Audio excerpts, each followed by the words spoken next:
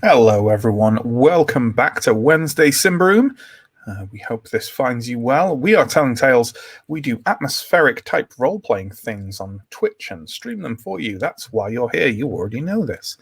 And tonight is Symbaroum night, as it always is. We will be running, I think, the fourth episode in our Throne of Thorns campaign, which we've picked up quite recently off the back of the Copper Crown trilogy before that. Yeah, good stuff. Good Symbaroum times. As always, let's bring on our stream manager to introduce him so you don't get terrified if a stranger turns up on your monitor. Let's say hi to John. Hi, John. Hi, Matt. Hi, how are you doing tonight? I'm doing all right. How are you doing? I'm very well, thank you. John is going to be tinkering away in the background, chat, pictures, cams, rules lookups, all that kind of thing. Sort of a second GM role, but without any actual creative input. I wouldn't let that go. That's too. It's all I have. So no, not letting that go. But if John turns up on screen, don't worry. It just means that something's gone horribly wrong. And in the meantime, we'll wave goodbye to him and start doing some promo while I itch a very itchy nose. So if you look down below, you'll see a bunch of links. There's links to our YouTube and our Twitch. You're watching on one. Why not check out the other? Give us a follow and a subscribe and all that good stuff. There's also links to our social media, Twitter and Instagram. Go follow us there if you want updates on all our doings. And you can also join us on Discord if you want to talk to a lovely little community about role-playing things and telling tale things and everything in between. Not that there's much in between, but you know. There's a link to our Patreon. There's a bunch of tasty treats on there if you want to support us. Just today, I posted my GM notes for the Alien one-shot I did at the beginning of the year. So if you're interested in that kind of thing, then get yourself over there. We run 3 weekly series here on Twitch. Monday is Call of Cthulhu, Tuesday is Blades in the Dark, and Wednesday is this, Symbaroum. We do one-shots on the first Saturday of every month, mostly, although I'm about to tell you otherwise, because we've had to push back our September one-shot by a week, which means it's going to be on Saturday, September 11th, and that's going to be Pierre running Dungeon World. But in addition to that, we also have a sort of special one-shot slot that is for the second part of One Ring, which we ran a few weeks ago, and I just lost all time control on that one, so we're having to have a second part of it, which, as Chris ably pointed out before the stream started, should be called the 2 Ring, not the 1 Ring. But missed that opportunity in the promo. But yeah, come join us this Saturday. We'll be streaming that second part at 3 o'clock p.m. BST here on Twitch. If you want to check out the first part first, it's in VOD form on our YouTube. So yes, speaking of Chris and his terrible, terrible jokes, we're going to bring him on first so we can start the recap of what happened last week. Thistlehold is in a bit of trouble. A sinkhole opened up and beast clan abominations poured out into the streets. And the party found themselves defending off waves of attack from said sinkhole. So, Chris, hi. Hi. Hi. Chris plays Steo, the party's curmudgeonly former soldier, spear fighter, and general sort of... just look at him. He's great. Wrinkly. In glorious black and white. Absolutely.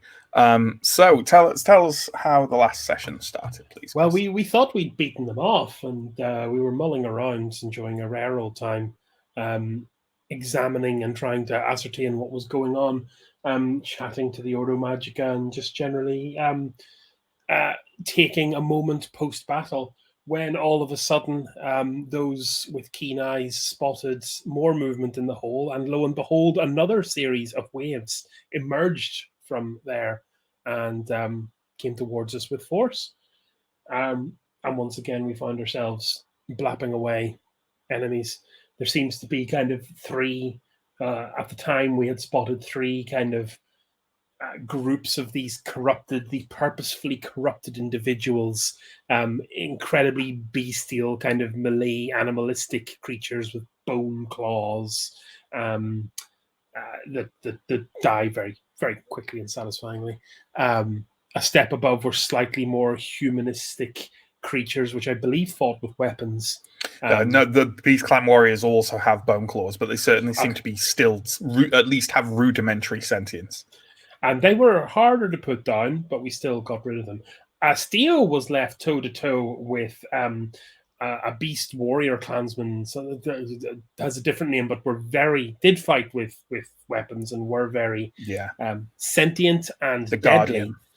And we circled each other for several rounds, tearing chunks out of each other, leaving me on like 2 health points when I finally landed the final blow. And I think we gradually got control of the situation after that by just, obviously, we weren't the only people fighting. The entire city was there helping. But we did our work amicably and managed to gain control. Do I recall, didn't the big bad kind of sulk off at that stage as well? Or was that the next battle? I don't think no. There was basically just kind of waves of them from the sinkhole, and you thrashed them back, and then there was a kind of lull. And to take us through said lull, which didn't have much in it, but we had to give him something in the recap. Let's bring on Mike, who plays Anton, Theurg of Prios, Flailer, and general nice guy who's in the middle of a horrible crisis of faith. Yeah. Hi, Mike. Hi. So the fighting stopped, and Ascarai had a bit of a chat with some of the Ordo Magica people about the kind of horrible, deformed creations that we saw before us. And then we were sort of rudely interrupted by some more fighting that broke out. Yeah, absolutely. You heard essentially cries went up that more Beast Clan were spilling out from a still intact cellar on an adjacent street, and you four were commanded by Dirac to go see what all the fuss was about. And to tell us what the fuss was about, let's bring on our third party member, Stephen, who plays Alindra, former Templar initiate, now kind of wandering sword for hire. Hi, Stephen. Hi.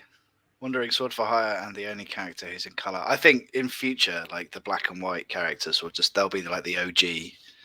Yeah, absolutely. It's like it's a mark of veterancy. Yeah, none of these newfangled colour characters. Anyway, No. So we went to a side street to investigate, and found one building in particular standing amongst the rubble, which seemed to have maybe had some kind of cellar collapse, or there was some access from inside the building to some underground space, and pouring out of the building were many more of these beasts that we were faced with.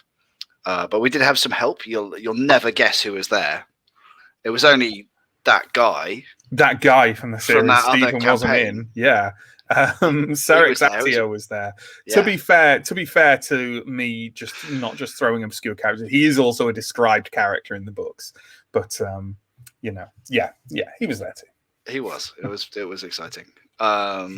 So yeah, we faced off against kind of more of these things. I think Anton went down pretty hard, pretty quickly, and did not have a good time of it. Was cut down and then healed up by a Sun Temple novice. But that's right. So he was kind of sort of dragged out of the fight, almost died, kind of disoriented.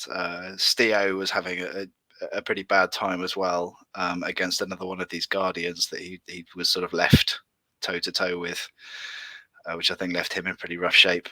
Alindra targeted a mystic, and managed to kill him before he was able to cast any spells. Which the mystic, which had not been, or did not seem to have been flesh crafted, but had certainly carved kind of horrible ritual symbols all over themselves presumably as a form of kind of self mortification. Nice stuff. It was not a good look, and so Alindra took him down. So yeah, I think eventually, we managed to kind of send what survivors remained back into the building with some help from the town guard. But we were in quite bad shape between us. I think that's fair to say. Quite torn apart. And as you say, with help from the town guard and Sir Exatio, the former of which also barricaded that building shut and then just set it on fire to try and burn down the entrance to the surface. And then everyone was called back to the barricades around the sinkhole, and more people had arrived, and things were going to happen. And to describe those, let's bring on Sam, who plays Ascarai, our changeling ranger and scout type. Hi, Sam. What happened next? So we went back to the sinkhole. I can't remember what order things happened in, but certainly I think when we got back there, the mayor had arrived, the mayor of this old Lassifer Night Pitch, who we've kind of met briefly before. And also there was the first Theurg, who we haven't really met before, called Elfine. And they were seemingly kind of beginning to direct or at least help in the efforts to control whatever was going on in this place. And then I feel like two things happened in the sinkhole, but I only really remember one, which was that there was like a creature with wings that kind of made like a screeching noise and then flew off. Is that right? Yeah, a kind of humanoid, sort of. If you had to pin, describe her in any way, kind of a humanoid, again, possibly flesh-crafted creature. She had kind of distended jaws and huge bat-like wings, and she screeched and kind of swooped back down into the darkness after kind of screaming her rage at the world above. I believe before that you heard some kind of the sounds of as if of like large creature or creatures slithering off into the darkness. Yeah, but nothing was seen of that. Both things quite worrying, to be honest. But absolutely.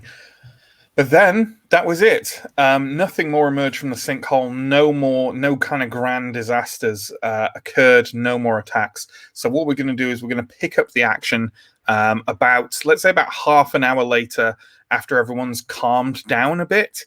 And everyone's had the time to maybe get a little bit more healed.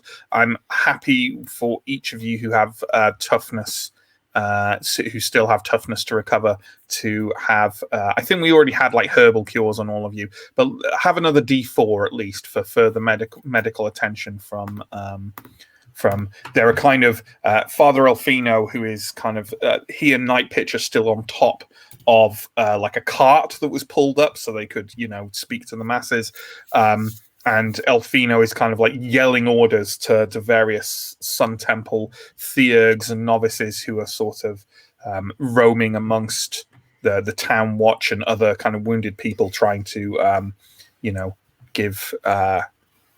give attention to people who need it, and they have definitely been able to attend to you as well. Captain Marvello and Dirac are very busy, like reinforcing the barricade and making sure everything is in place. But generally, there's a lot of people here now. There's obviously a few more from Mother Mahira's guild have turned up, whether maybe they were fighting elsewhere in the city or here and you just didn't see them. Serex Atio is nearby, slumped against a kind of half-crumbled wall, swigging from a large wine sack. And yeah, generally, there's a whole mass of people there. What are you four liable to be doing at this point? I'm probably still trying to recover somewhat after what happened. I only healed 1 point of damage, so I've only got 6 points left. Probably feeling a little bit rough still, maybe catching my breath, taking on some water. Probably just watching what the Father Elfino is doing, and just sort of just taking in what is happening right now and the aftermath of this scene of devastation. Absolutely. How about let's go around one by one and talk about what we might be doing individually as well as a group. So that's got Anton covered, obviously. Steo, how about yourself? I will be finding Dirac, who's probably quite busy, but I want to know what's going on with the witches. Aren't we supposed to be having a further discussion with them, or have they lost interest and gone now that the conflagration has completed? Sure, absolutely. I will deal with these actual things as well as we go, but I just want to find out what everyone's doing first. Stephen, what is Alindra up to?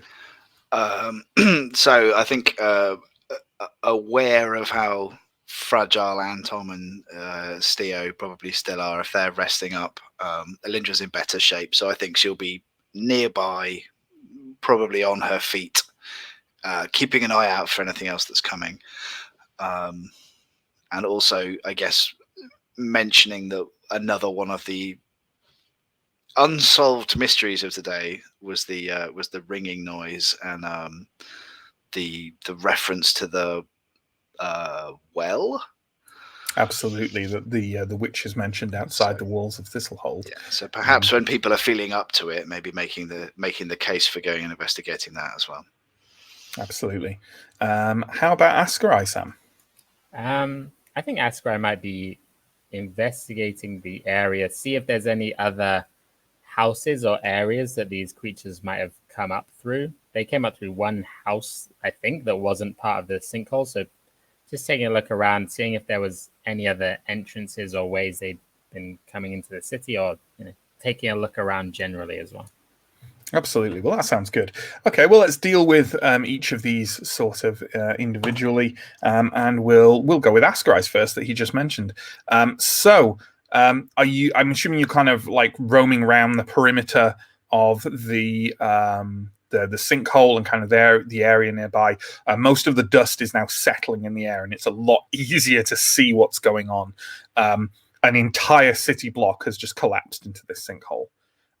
Most of the houses and buildings nearby, Thistlehold, it's only 15 or so years old, if even that, actually less, I think, about like not even 10 years old.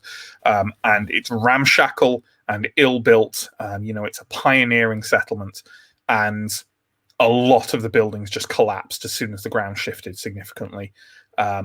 There is a lot of mess. You see bodies in the rubble who don't look like they were killed by the abominations. There's been a huge amount of loss of life and a huge amount of property damage, which is probably even more upsetting to the masters of Thistlehold. But why don't you go on and give me a vigilant roll just to see if you can pick up on or find anything else or what have you. I needed a 15 and I rolled a 12. So okay, let's say there's a number of different things you might stumble across. Let's say that you, as you're moving around, you find three sort of familiar figures. Two of them are stood against the collapsed remains of an old potter's sort of shop, and the other one is sat near the half kind of hanging out of its frame doorway of it, with a deep cut across the side of his abdomen that he's treating. It is the three Templar-like brothers who you fought alongside briefly in a courtyard nearby, who you definitely saw fighting in the battle around the sinkhole. And it seems one of them is wounded, but clearly not so badly that he can't treat his own wound. They're not really conversing with each other. They're just kind of like the other two are paying attention to the one who's wounded a bit. And they seem to be sort of sat and stood around in slightly stoic silence. There's no one like talking with them. Nope. They're not talking with the guard or any other priest. No, nothing like that. There are plenty of town guard around and other people just wandering, but no one's seems to really be paying them any attention. Okay. I don't think I'd engage with them right now. No, that's fine. It definitely wasn't like, have this scene, like whatever you want. They are there. You could tell others if they're there, if they're interested as well. But yeah, I think I'd mentioned when I got back that the Templars are still there, and one of them looks a little beat up, but for the most part, they're okay. Absolutely. So, moving on to our next person, and it's going to be Chris. So, Chris, you were sort of generally keeping an eye out for Dirac. Did you mention something else? Sorry. Yeah, so the reason I want an eye out for Dirac is we were a linchpin in the translation efforts with the witches that we kept at the kit, who warned us about this moments before, and I want to know what we're doing about them. Absolutely. You sort of find Dirac cursing at a number of town guard, trying to get them to build a sort of kind of ram barrels into the side of an old cart and push it to reinforce a part of the barricade. And as you're approaching, he takes a momentary lapse in his swearing to sort of nod at you and just kind of gestures at some of the acid scarring you've got on your armor and kind of raise his eyebrows in a sort of "how are you doing" gesture. Dove right into the forest for this, and these feckers nearly burnt it off. What are we doing about the witches? We left them in the cold. I don't fucking know. The least of our concerns right now. Marvello will know. He took it to Night Pitch. Great. You have to go and see even busier people now. Fair enough. No one pissing busier than me. He returns to kind of ordering them around. Marvello is quite nearby. He's conversing with... he's in fact conversing with one of the Ordo Magica, with Eufrinda, and sort of seems to be perhaps relaying information to her. I will actually just shout, I'm not going to kind of try and intercept the thing. I'm going to go, Marvello, what are the witches? Marvello kind of looks around briefly and then sees you and says, looks at you, Frinda, says something to her, and then walks over to where you are and says, "What do you mean, what of the witches?" They're sat, unless they've went home, they're sat in the forest waiting our response if they can enter or not. Do we go and tell them we've repelled an invasion from underneath, or do we take them some mead? I don't know. I will be honest with you, Sergeant. It is the least of my concerns right now. Okay. I suspect they already knew that something of this nature was about to happen. That seems to be what their warning was for. Apparently, one of my men came to me and said that when the noises struck, they came again to the North Gate and asked to be let in to aid in the fight. My men took the decision to not allow them in, and they are still waiting at the edge of the forest. Right, understood.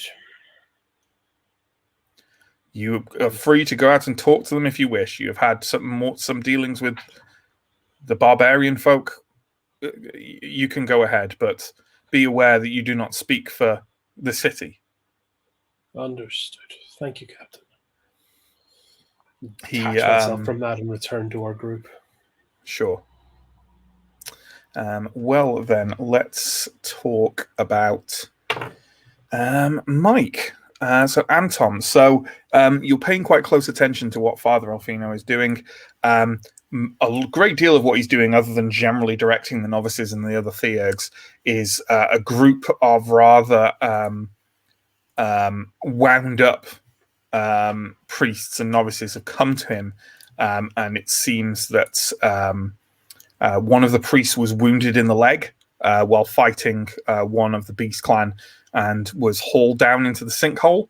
As you're kind of loitering nearby, Alfino is explaining to his followers that Captain Marvello has ordered that no one be allowed down to the sinkhole, and it would be folly to defy him, and that such reckless behavior would damage the relationship between the temple and the guard, and by extension, the temple and the queen herself. And that's mainly what he's focusing on, because they really want to go in after their friend. Yeah, I'm not going to intervene or anything. I just wanted to listen in and see what brought him here. He definitely seems. You imagine that he came here as the spiritual leader of the city, with Night Pitch in order to aid with kind of rallying the defense. But by the time Night Pitch and Alfino arrived, it seemed that most of the conflict was over already. Not in any slight on them. They came quite quickly. It's just a lot happened in a very short period of time. So yeah, you haven't been this close to him before, really. You've seen him at a distance on the few occasions where you've actually gone to the Sun Temple since your arrival here. Far fewer occasions than you thought you would have on your travels here, because you thought you'd be living there and working there. But yeah. No sign of Keller? No? No. He's not around? No. I mean, there's probably cloaks to be, nabbed somewhere around here, but no. Sure. But, John's already got it lined up. Let's have a picture of Elfino up just to remind ourselves. That's what he looks like. Quite a severe-looking man with a sort of craggy face and long dark hair tied to the side and bright yellow robes. Was that it? Did you just kind of want to get the sense of Elfino and what he's doing? Yeah, that's it, really. No problem. In that case, Stephen, so you kind of generally keeping an eye on things, and you wanted to sort of get some impression of kind of what was the noise before the great sinkhole collapse. Kind of the well spoke. What does that mean? What's happening? So rightly or wrongly, in my head, I've associated that initial ringing sound with what the witches have said to the well. I don't know if that's correct or not, but I wanted to go and investigate the well. Sure. Well, you may not even need to go. Well, you still might want to go investigate it, but can you give me a vigilant roll, please? And you can add a +3 to this, because a lot of people are talking about all these things around the group in general. Sure. I need 13. I get a 5. Okay, so you pick up various bits of information from overhearing snippets between Town Guard and maybe having a word with a couple of them yourselves. Town Guard are chatty at the at the least of times, and this is not that. You pick up on, as I say, about 2 bits of information. Eyewitnesses have said that the general perception seems to be that the well speaking was the noise before, like the great clangor that left people kind of stunned on the ground or bleeding from the nose. Before the actual sinkhole collapse, and it seems to have in fact come from the bronze well in the Antique Plaza.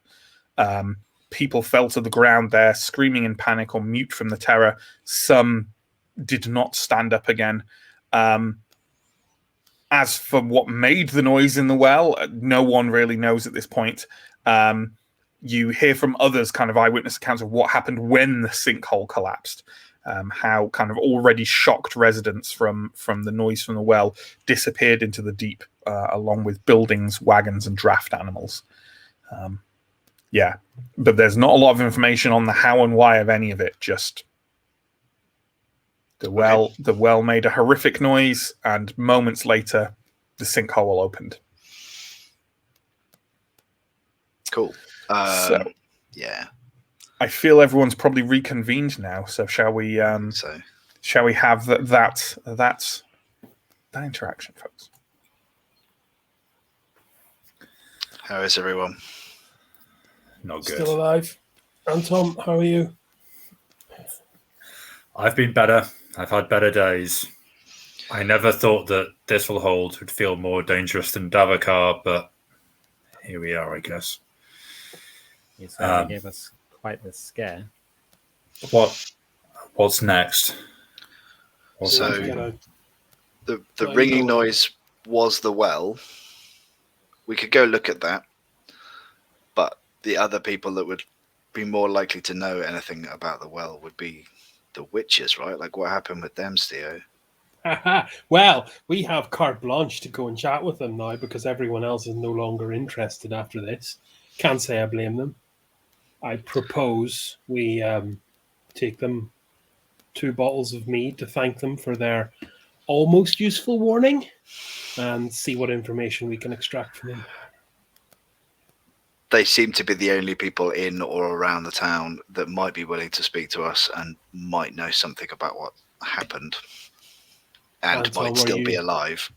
Are you in a good enough shape to do some translation for us? I can speak to them. So let's all go. Oh, the more information we get, the better. I'm coming in case there's anything other than speaking to be done. I don't know. Not everything that comes out of Davokar is evil. I'm not suggesting that it was. I'm just suggesting that if there is something other than speaking to be done, that Anton may need a hand. Yeah, and me. Very well. So as you are kind of gathering up your things, readying to leave, I mean, the entire town guard is here now, and a lot of random sellswords looking to perhaps cash in a payday towards Night Pitch by claiming to have been here carving the heads off 1,000 Beast Clan. As you're sort of making your way out, you know what? Let's go with, shall we say, before we do leave, it's worth mentioning, if everyone shared all their information, obviously Anton mentioned that Elfina was there, and Askrai will have mentioned the brothers sat there, but also, shall we have everyone who's not Elindra, because Elindra hasn't had dealings with her before, can everyone just give me a vigilant roll at +1, please? 2 from Chris. So yep. There's at least that. Well, everyone who makes it sees that Euphrinda is sort of barging her way through the crowd, seemingly looking around for someone.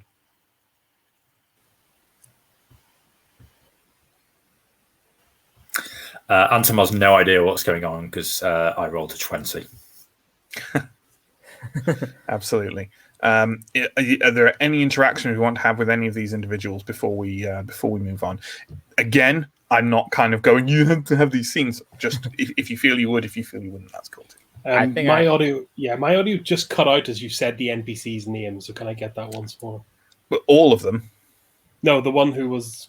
Oh, Euphrinda, the Ordo Magica master. I would say to the group, it could be worth talking with the Ordo Magica. It seemed like they might have some idea of the names these beasts were saying before the second wave of them came through. Well, I spotted Euphrinda looking around frantically. Let me catch her eye, see if she's looking for us. You catch her eye quite readily, and she does indeed kind of look around and go, and kind of barges through, kind of shoves a couple of Sun Temple novices to one side. And I'll give everyone a little over. Warning before she bears down on us entirely. Yeah. Can we have the image of Euphrinda, please? She is already smoking her trademark pipe again. She is a large, kind of intimidating woman with an arrogant sense to her, even for those people who have not met her before. And she barges up to your group and sort of vaguely acknowledges 3 of you before turning and saying, "Father, it seems you had your own notions about those creatures from below, yes?" Flesh crafted, I believe. But that's just speculation. She kind of takes her pipe out and taps it against her thigh to drop some ash onto the ground and says, "Well, you're sharper than I gave you credit for the first time we met. And you did good business up in Davakar for me. All right. How would you like to be the first little group down that rope?" Into the sinkhole. You seem to have business with someone you believe had gone in there.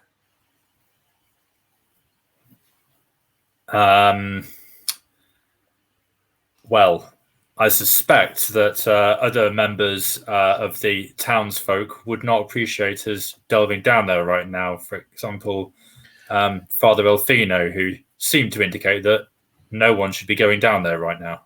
Oh, those are Marvello's orders, yes, but I'm fairly confident that Night Pitch will turn to the Order for help in figuring out the truth behind these events and arranging a descent. Look, I won't bandy words with you. If you're interested, I can arrange a meeting with you, with our chapter master, Cornelio. Talk to him, talk to me, and we'll see what we can do. There'll be some pay in it. Well, that would certainly make your offer more appealing to some members of our party, but I would have to have a conversation with them first before I commit us to this. They have ears. She's kind of gesturing. They're all standing there, and just kind of waves and says, "Regardless, send a messenger to the tower to me, and I'll arrange a meeting with the chapter master if you're interested. And be swift about it, or lose the chance." She shouts over her shoulder as she stalks away. Don't know if everyone heard that, but apparently our heroism gave us the opportunity to go and be killed in a sinkhole full of horrible beasts. So it's the opportunity that everybody comes to Thistlehold for, I've heard. I would die in a hole. If there's any doubt, by the way, now that the dust has settled, the Fern Tavern and whoever was in it definitely went down that hole. How did she know that we had business? Because I just created a continuity error.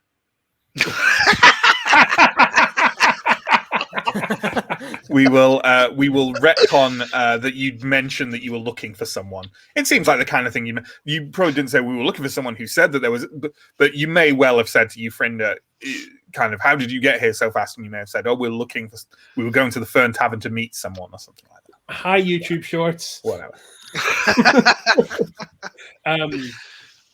Okay, well, look, down south we would call her a character, and we'd call us fools. I think we go and give our thanks to these witches and see what else they can tell us about the next steps. Given the choice between going down into the hole full of monsters to maybe find probably the corpse of the person that maybe we were going to get some property off, versus the actual witches standing outside who almost certainly know what is happening in this town. I'm going to choose the witches over the hole. Yeah, 100%. Witches first, hole second. We've experienced in the underland of Davokar. We found our way out before. I don't know why I'm so bullish on this, but I do feel like I could make a better stab at it now.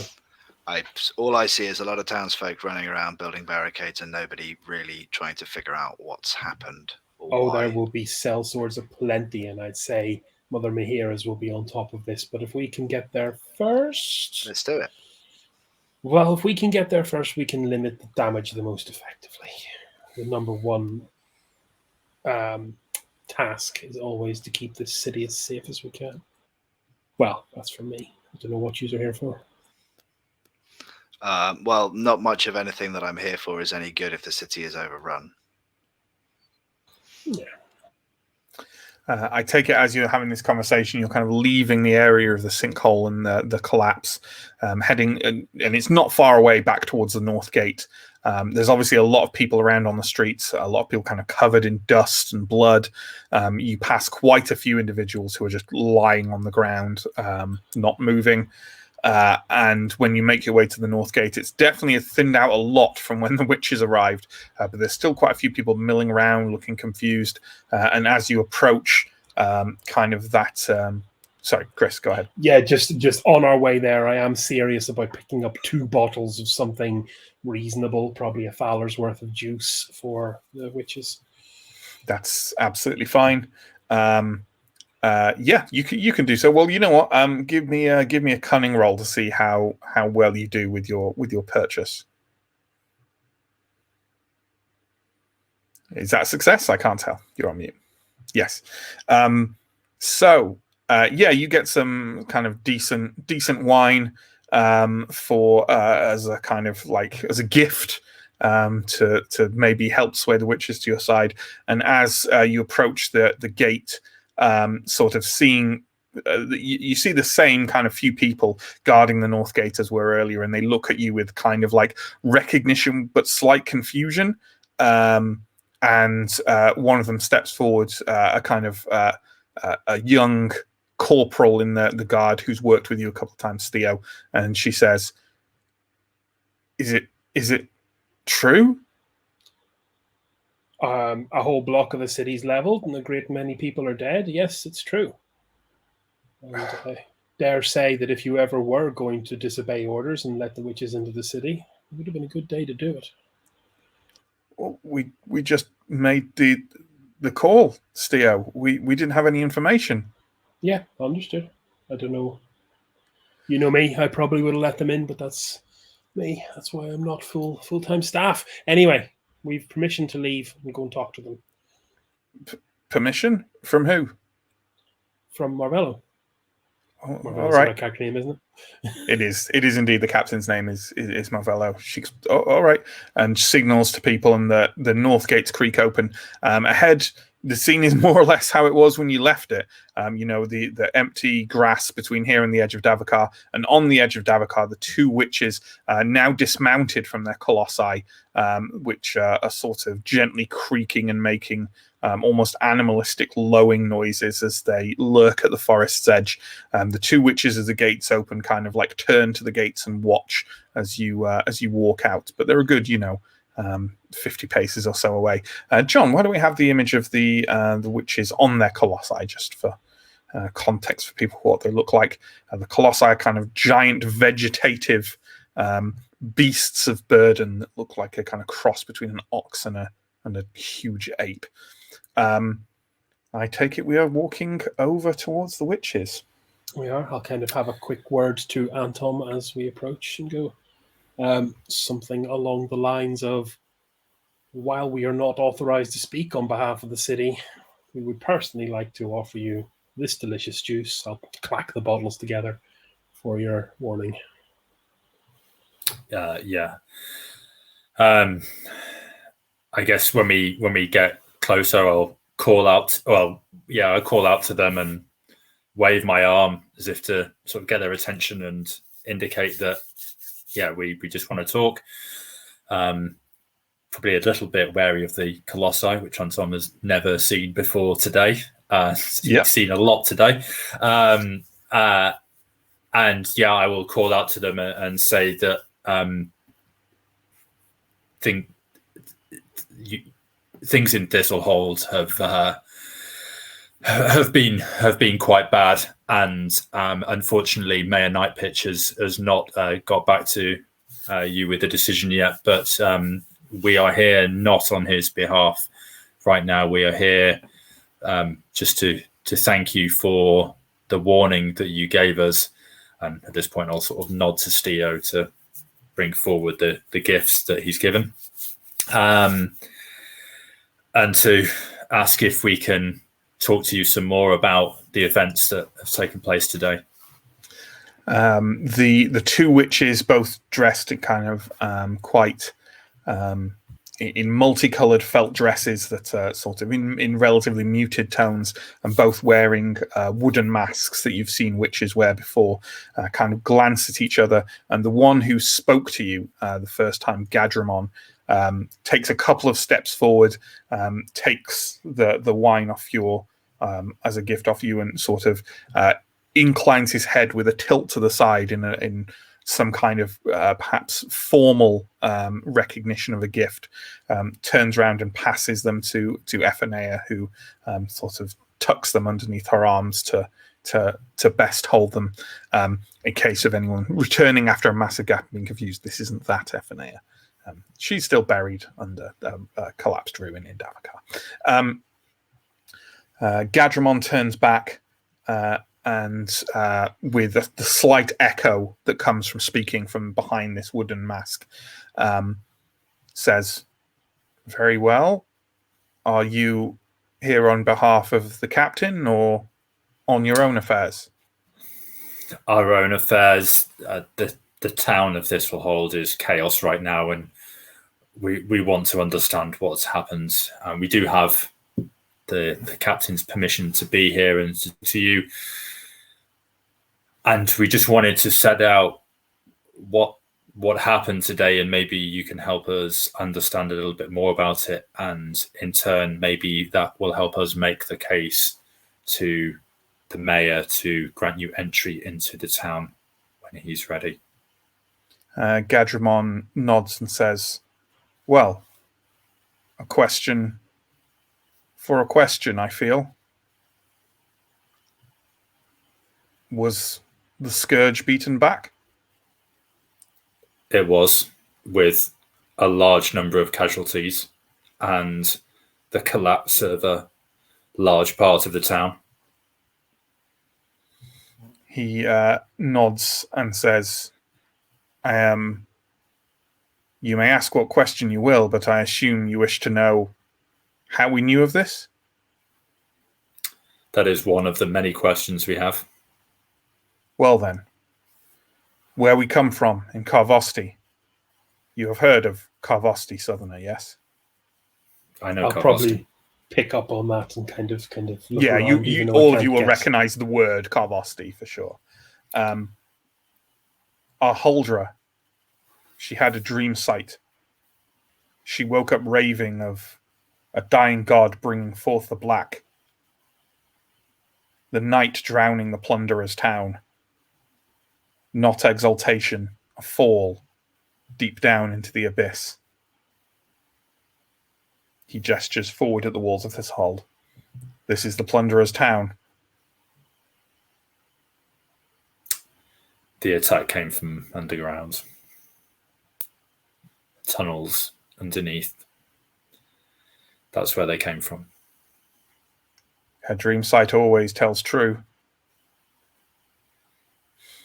And this threat to Thistlehold, you must perceive it to be a threat to yourselves as well. Perhaps. Perhaps not. What is being done to secure further intrusion from the corrupt of the forest? I don't think we know exactly how the town will respond to this. There are a number of combatants around the town, the guard, sellswords, ready to fight back should another attack come.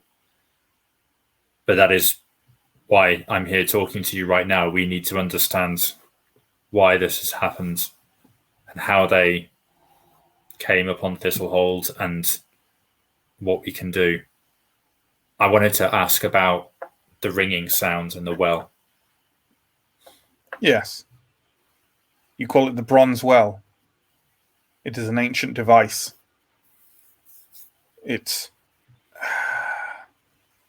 He turns to Ephanea and speaks in a more obscure barbarian tongue you're not familiar with, and then nods as she replies in that kind of common tongue you are familiar with, and turns back and says, activates.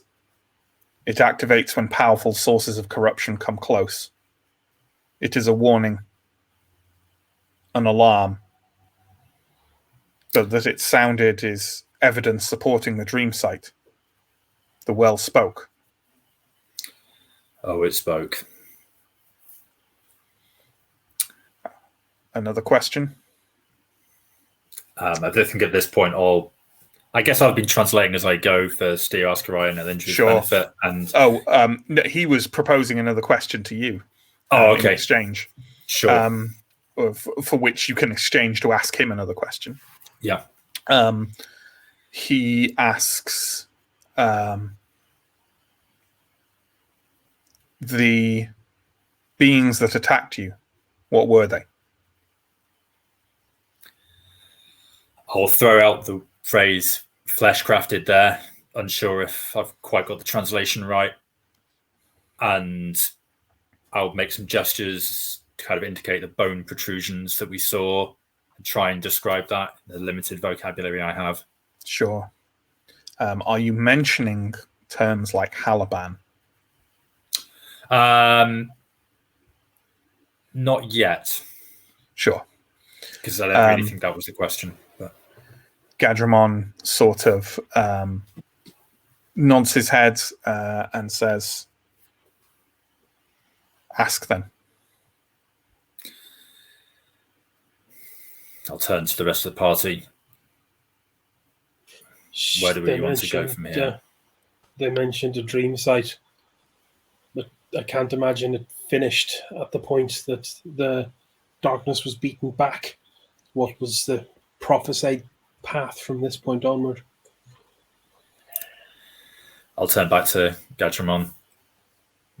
This vision your Haldra had, what happened next? The future is uncertain, but this source of corruption must be found and neutralized. It is deadly in itself, and in the wrong hands can be used for horrible deeds. If the dream site holds true, the power may be used to give birth to something.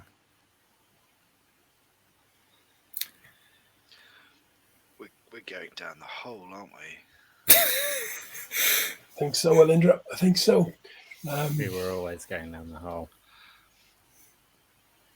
One more question, Anton, if you can barter for it. Where are the Iron Pact in this? Against the corruption or sending it forth? Well, I will wait to see if they have another question for me before I ask that. I had one as well, Anton. Depends on how many questions they want to ask. This is the Plunderer's Town. How is this vision and warning us of this vision of interest to them? I have a limited understanding. Those questions may be quite tied together. Yeah. Probably of unknown to Elindra. Yeah. But perhaps Steo and Anton and Askarai might have more of a clue of that, being as they are aware of the Iron Pact. But Anton, I mean, he does not seem to have another question for you, but perhaps you can entreat him in some way. I'm happy to roll persuasive for this if you want me to, but I'll maybe... just how would you go about asking him? How would you go about bringing up another answer to him? We are grateful for your warning. The town of Thistlehold is grateful for your warning, and I have to ask about your intentions and the tension that exists between the peoples of Davakar and the Plunderer's Town, as you put it. The Iron Pact, for example. As soon as you mentioned that, Ephanea, who was kind of looking off into the distance to the east, kind of her head turns directly back towards you, and you get the distinct sense that she's examining each of you carefully. Sam, might you be wearing a certain iron ring? I have to say, I think I probably wouldn't be, but I might bring it out to show, like, we have some dealings with the Iron Pact. Like, we know. Yeah, so you show it to display. Yeah. Sure. The two witches share a look, and Gadramon nods and says, "Very well. An answer for the gift, then."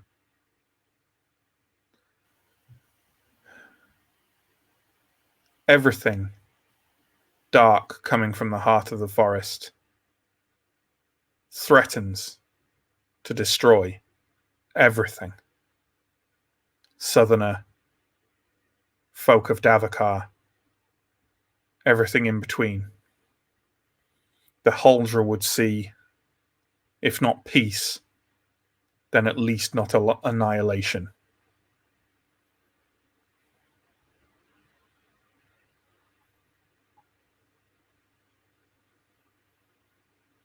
He turns towards Askarai and kind of reaches forward and holds his hand out.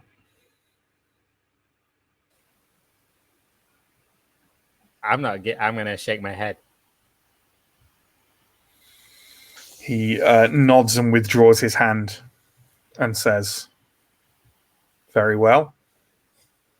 Then perhaps it is time you started earning the ring." He turns, and clearly the conversation is over, and he sort of walks back and starts kind of tending to his colossi, which is kind of lowing and huffing on the edge of the forest. And Ephanea, who hasn't said a word until now, takes one step closer to you all and in general to you, but with a particular focus on Ascarai, just speaks one word in rather hushed tones, in somewhat broken and hard to pass Ambrian. She just steps forward and says, "Nevermore," and turns and walks over to her colossi as well.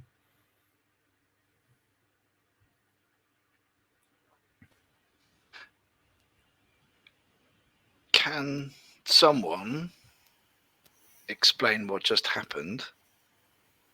Okay. Very briefly, the elves... I'm assuming this is while you're walking back to the north. Yeah. This is out of earshot of the witches. Yeah, absolutely. Okay. So you may have heard in the folklore that a long time ago, the Symbaric civilization was thrown out. I mean, this is I didn't find this on the wall of some flipping light departed tomb. I found it from pub chat.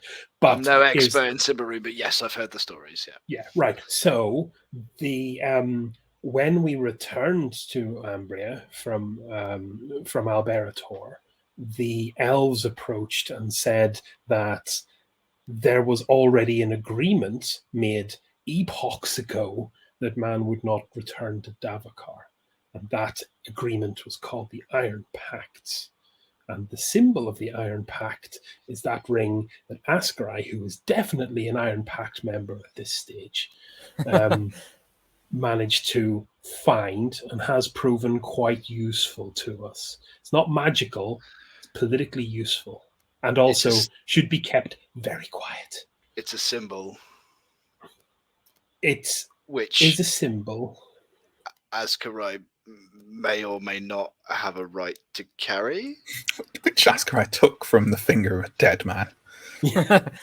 The Iron Pact only wish to keep Ambrians from meddling with powers utterly beyond them.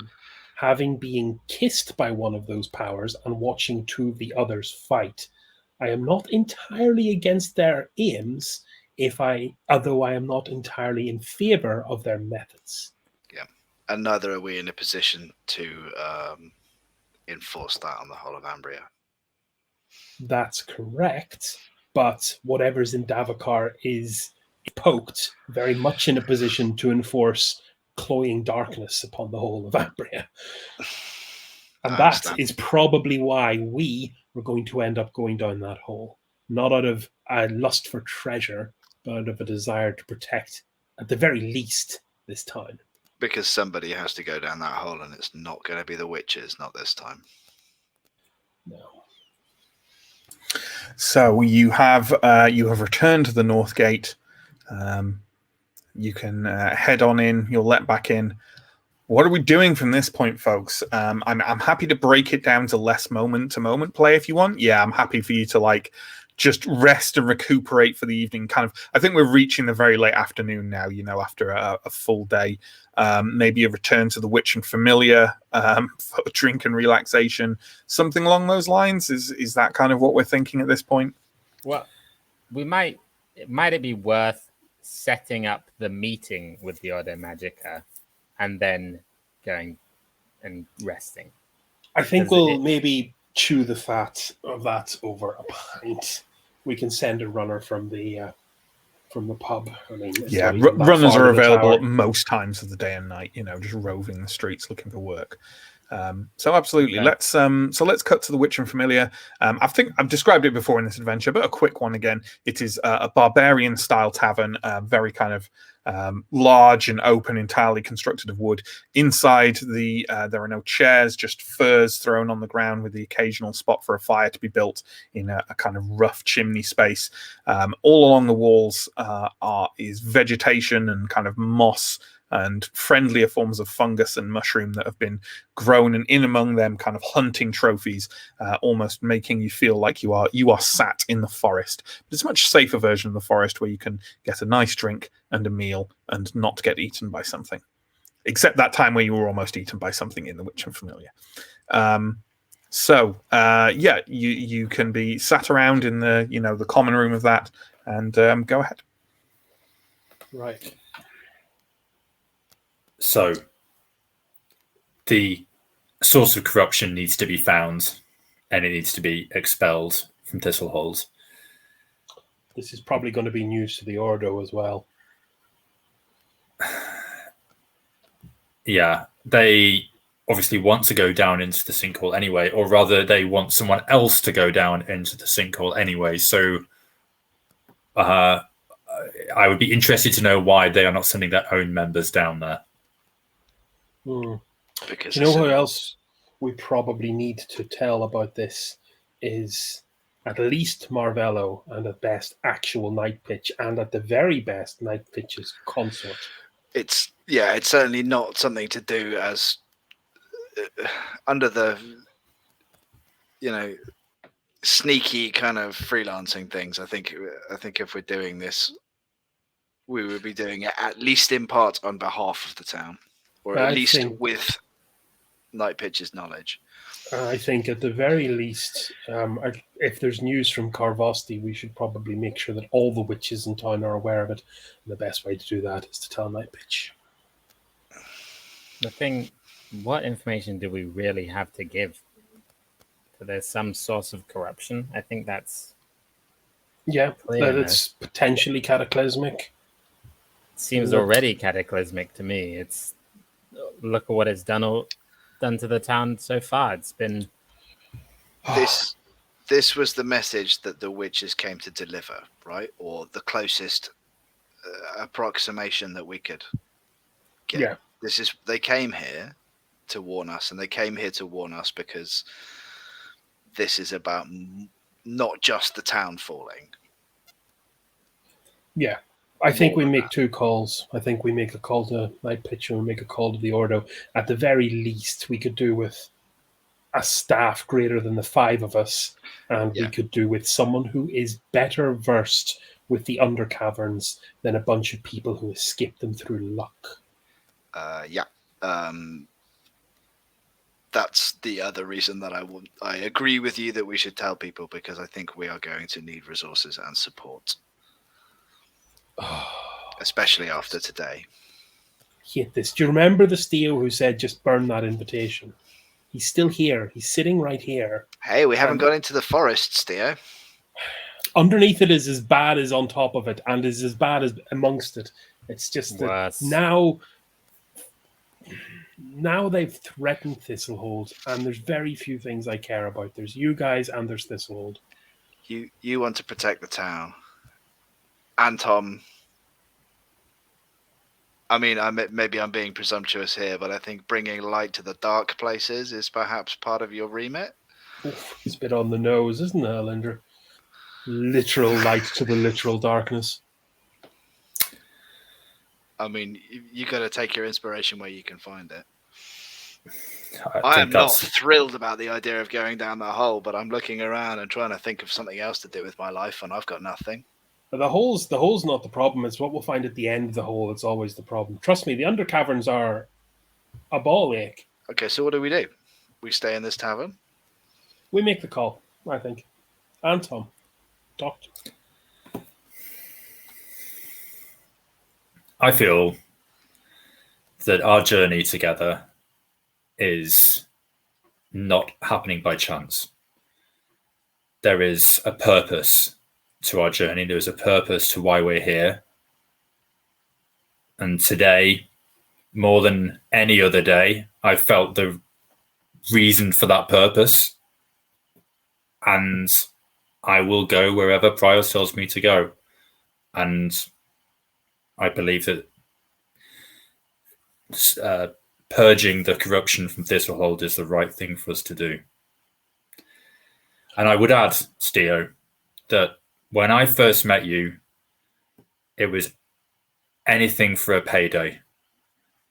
And we have been offered payment for this, and you have not turned it down. So you are either a changed man or you have forgotten about what's important in your life. Oh, too soon. You know, the one thing which still doesn't quite make sense to me is how the woman in the fern knew something was coming. And why she thought it was the elves arriving at the town. Do you recall how, despite our best efforts, we never got a name off her? I do. And of course, it makes some sense. The witches knew through the Huldra, that vision. It seems possible. But how did this strange woman know? And did she know? Was this elves? Was this other business? She knew something was happening. And the fact that it swallowed the fern itself, it's surely not a coincidence. It's quite specific, isn't it?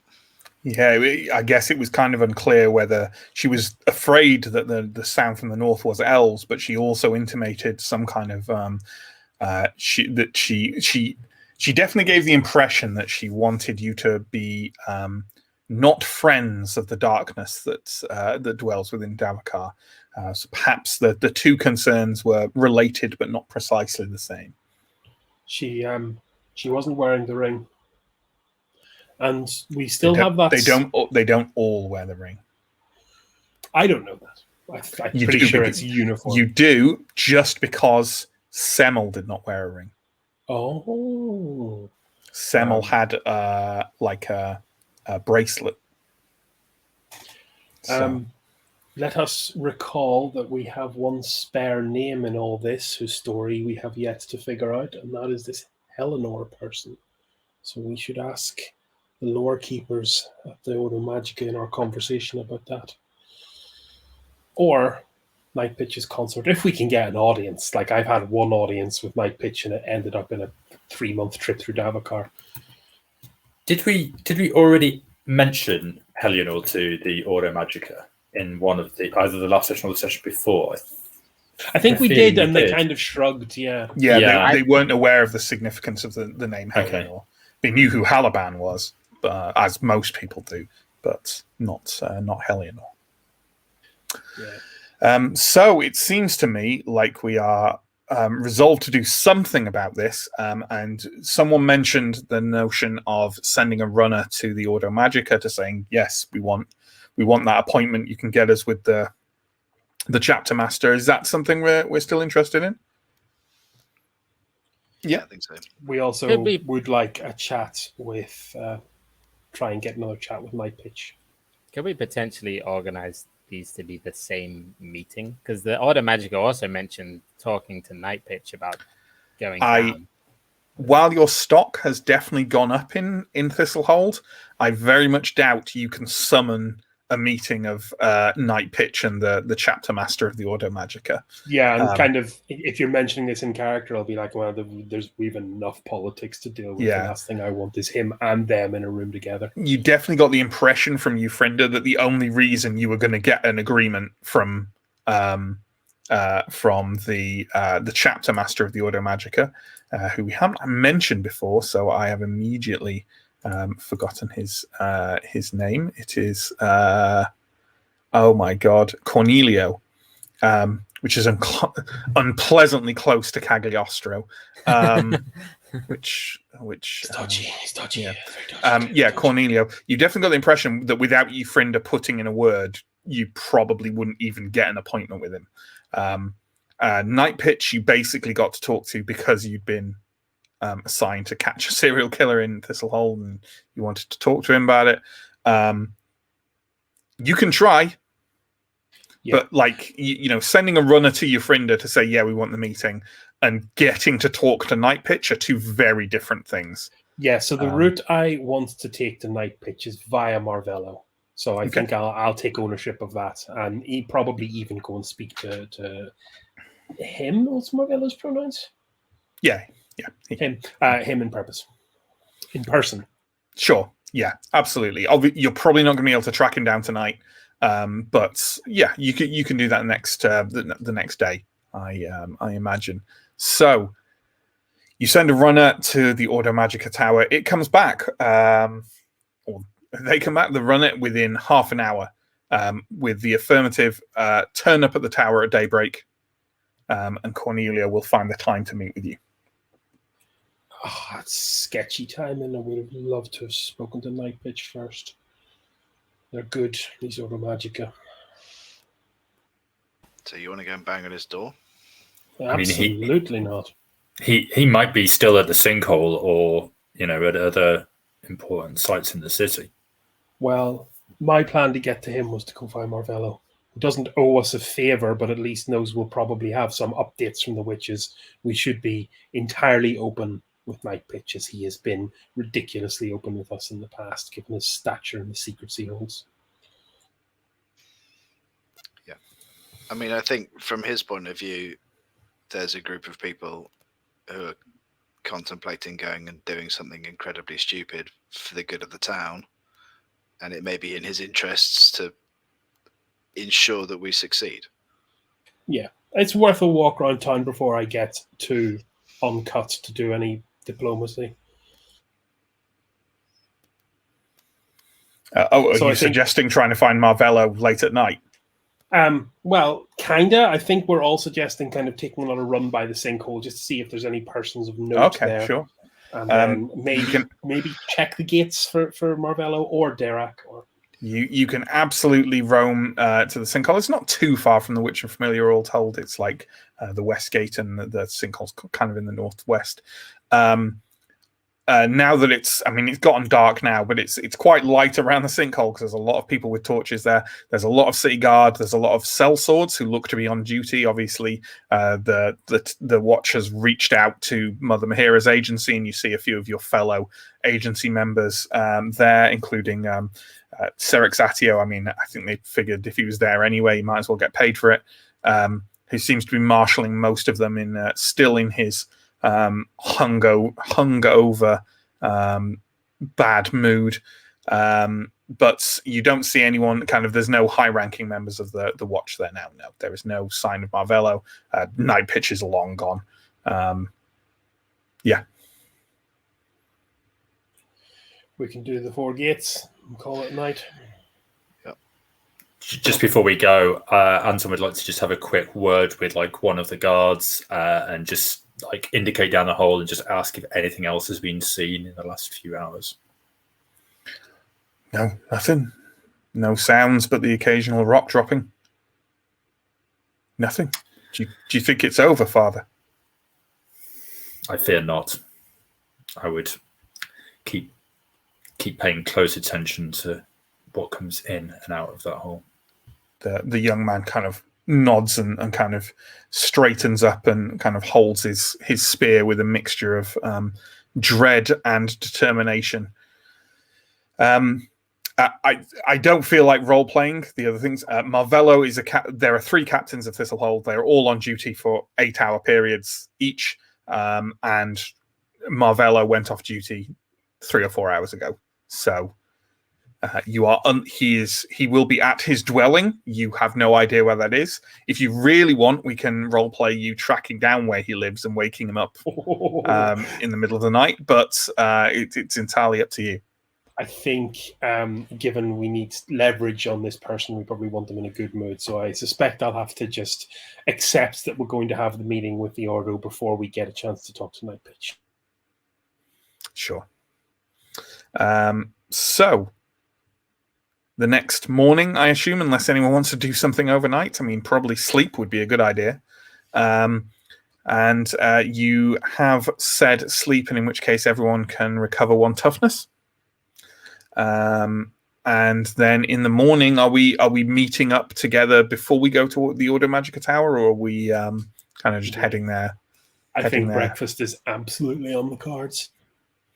Yeah, sure. I think we'll convene in the sort of downstairs of the tavern, right? Yeah, in the Witch and Familiar. We're all staying there, right? I think. And Tom lives there. I'm happy for you to also be staying there, Alindra. Steo has a kind of bunked hovel that he probably shares with some other people. Ascarai, I'm not so sure. Were you also the Witch and Familiar? I think you are, right? I've also been living there. Yeah, sure. So, as you come downstairs, from a relatively restful night, very relatively. Ascarai, you pass by as breakfast is cooking in the back rooms. You pass by the innkeeper of the witch and familiar, who's I am vamping for time. Can you tell? Because again, I've forgotten his name. Alamar? Yes, No. Yeah, I thought it was. Oh yes, Alamar. Sorry, Alamar. That large guy with kind of a braided beard and long hair and a kind of bald patch, turns as you enter, and says, "Oh, Ascarai, recovered?" Yeah, more or less. A long day, but nothing we can handle just about. Right. Well, you think there'll be anything worse? I really couldn't say, but I hope not. Good. Well, regardless, I don't think. I think you came in last night after I'd already been in bed. Someone came in after you all left last night and asked about you. Gave descriptions of the four of you. Who? A woman I didn't recognize. She did not say what it was concerning, and didn't seem to know your names, so I didn't tell her anything. What did she look like? Ordinary, fair-haired, brown tunic, dark brown trousers. Not much to remark about her. Did she leave any way for us to contact her? Anywhere she might be staying? No. In all honesty, as soon as it seemed I was not going to give her your whereabouts, she seemed to dismiss the matter and walked off. Well, good to know. Thank you for not giving away too much. Yeah, well, it's all right. Dangerous folk and dangerous folk. No dangerous folk. He kind of goes back to cooking the breakfast, which seems to be a kind of like a porridge that he's simmering with a lot of berries and things like that in it. Mike, I believe you just hopped off on brief break. I don't know if you were here when I mentioned that everyone regains 1 toughness for overnight. Yeah. Does that description that Alamar gave sound consistent with the woman that we had met at the phone? She was definitely dark-haired. Right. Okay. And not really of middle years. She was quite a bit younger than that. Cool. I'm guessing it doesn't fit anyone that we know of in this hub. And if it does, it's another retcon mistake. Fair enough. No, it doesn't. Okay. I'll just keep an eye out for someone matching that description. But... Sure. I'm assuming we're going to make our way to the Ordo Magica Tower. Yes. Were you going to say something, sorry, Mike? I just want to do a bit more healing, if that's okay, because I've still got. Yeah, absolutely. It's the next day. You can do that. So if you want to make a cunning roll for yourself, go ahead.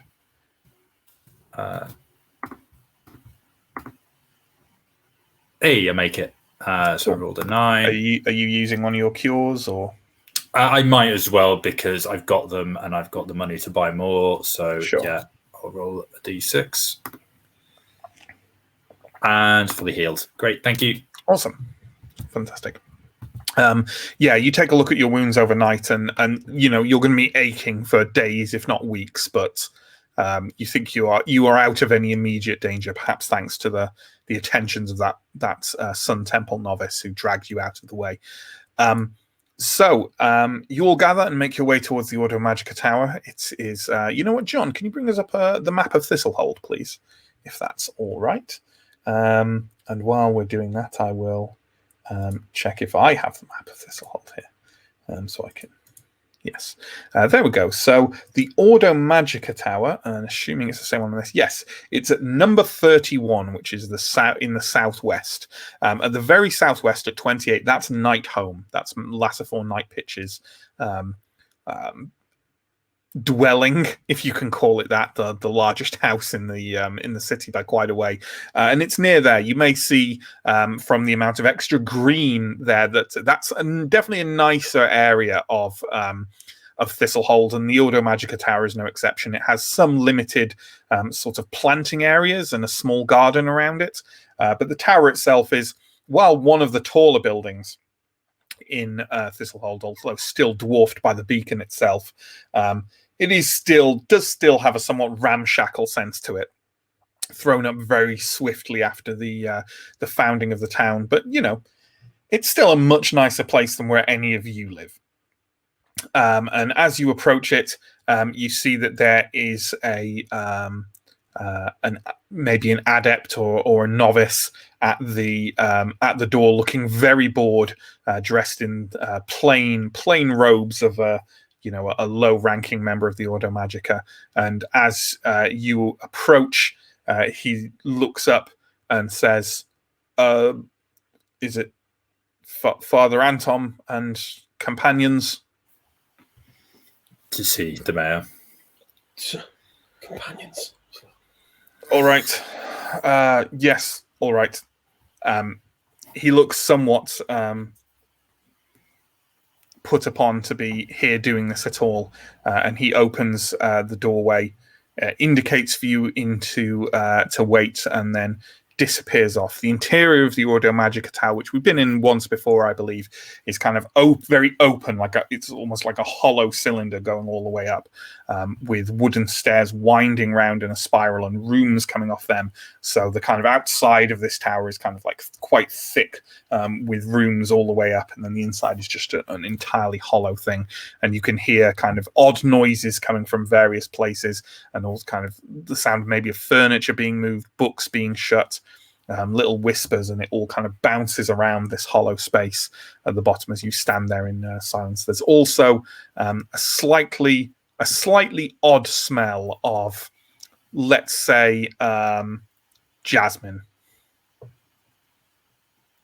in the air.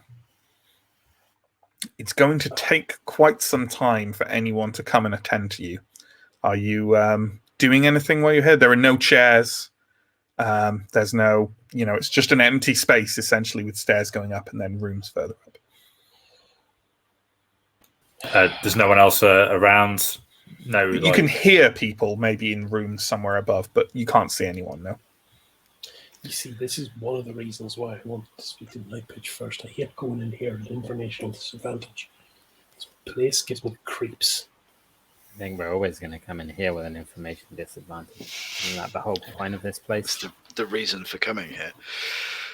I just don't know how much of it's legitimate information and how much is just distilled arrogance. About 10 minutes later, the same individual who let you in comes down the stairs with a slow kind of tramping gait, gets just within your eye line round the edge of the stairs, and then kind of waves rather peremptorily for you to follow him. He leads you up and around the stairs quite a way, and it's a fairly tall building. And a minute or so later, you find yourself at what feels like it's probably the top of the tower, because the stairs don't seem to go any further up. But you've reached almost a kind of like a wooden cylinder at the top of the tower, the entire top floor, and he swings open a large wooden door for you, leads you into a corridor, and then raps sharply at one of the many completely unmarked wooden doors in the corridor. And a voice inside, which you don't recognize, says, "Yes, let them in." You walk into the room. The door is shut behind you. It is a relatively small space. Perhaps the chapter master's, certainly not his study. There are barely any books here and no odd apparati or anything like that. It's simply a desk with some papers scattered over it, There's a fire burning already in one corner, led off with a rudimentary stone chimney packed into the wood of the tower, and standing nearby, watching you enter, is Euphrinda, and also sat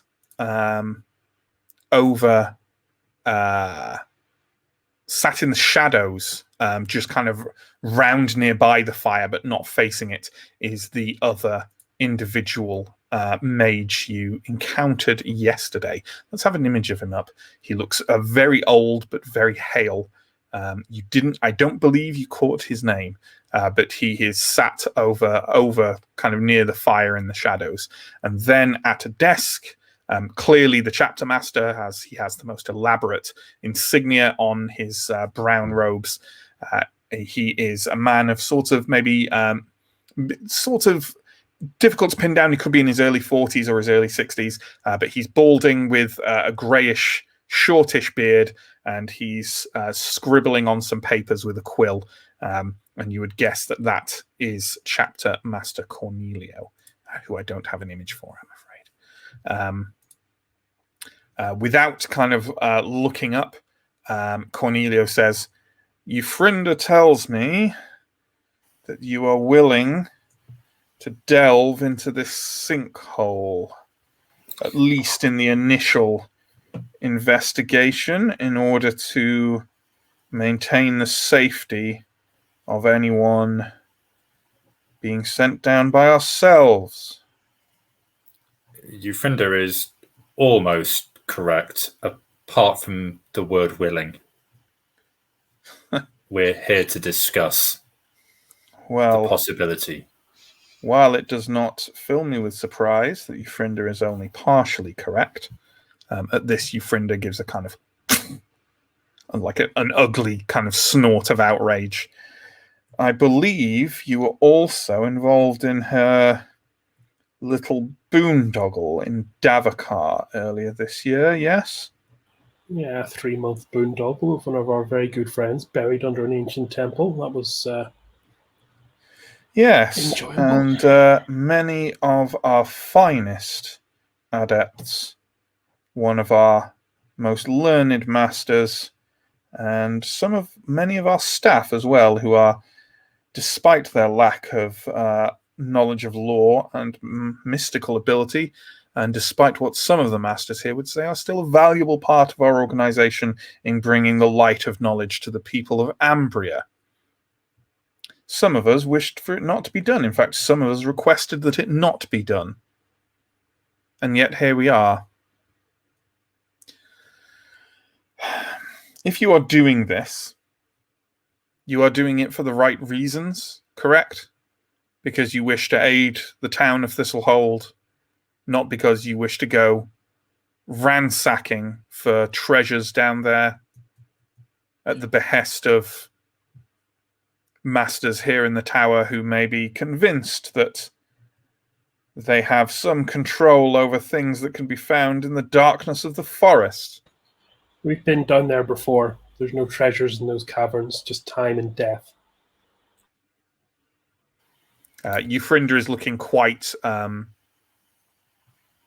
quietly enraged about how he's discussing her while she's just standing there, incidentally.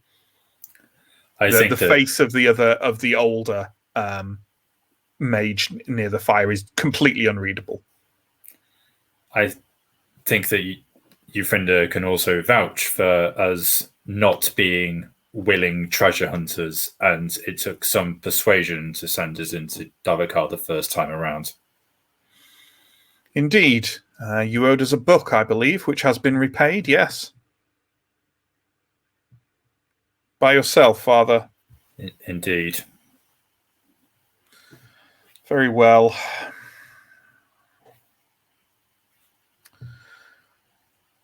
Euphrinda's personal agenda notwithstanding, I agree that this needs to be done.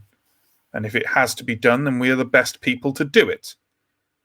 But we are not the best people, perhaps, to keep ourselves safe entirely. But because this is not some treasure hunt, I will be ensuring that this is done carefully in stages. If you wish to partake, be at the sinkhole in 2 hours' time. An adept will meet you there.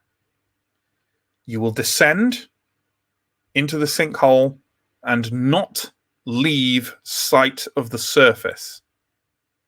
There are signs that there are tunnels and caves down there of all kinds, but this is to be an initial scouting run. Do I make myself clear? You go down there, you look for whoever your business was with. Euphrinda has shared that much with me at least. You keep the adept we send with you safe as he makes preliminary investigations, and you are up and out of there within an hour. Preferably a lot quicker than that.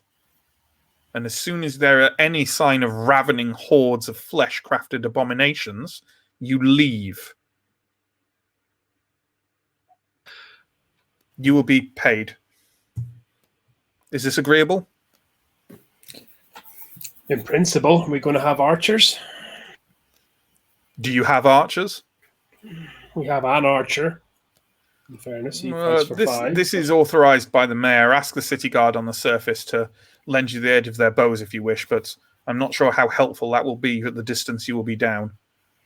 But request of them what you wish. Speaking of the mayor, have you spoken about this plan with him?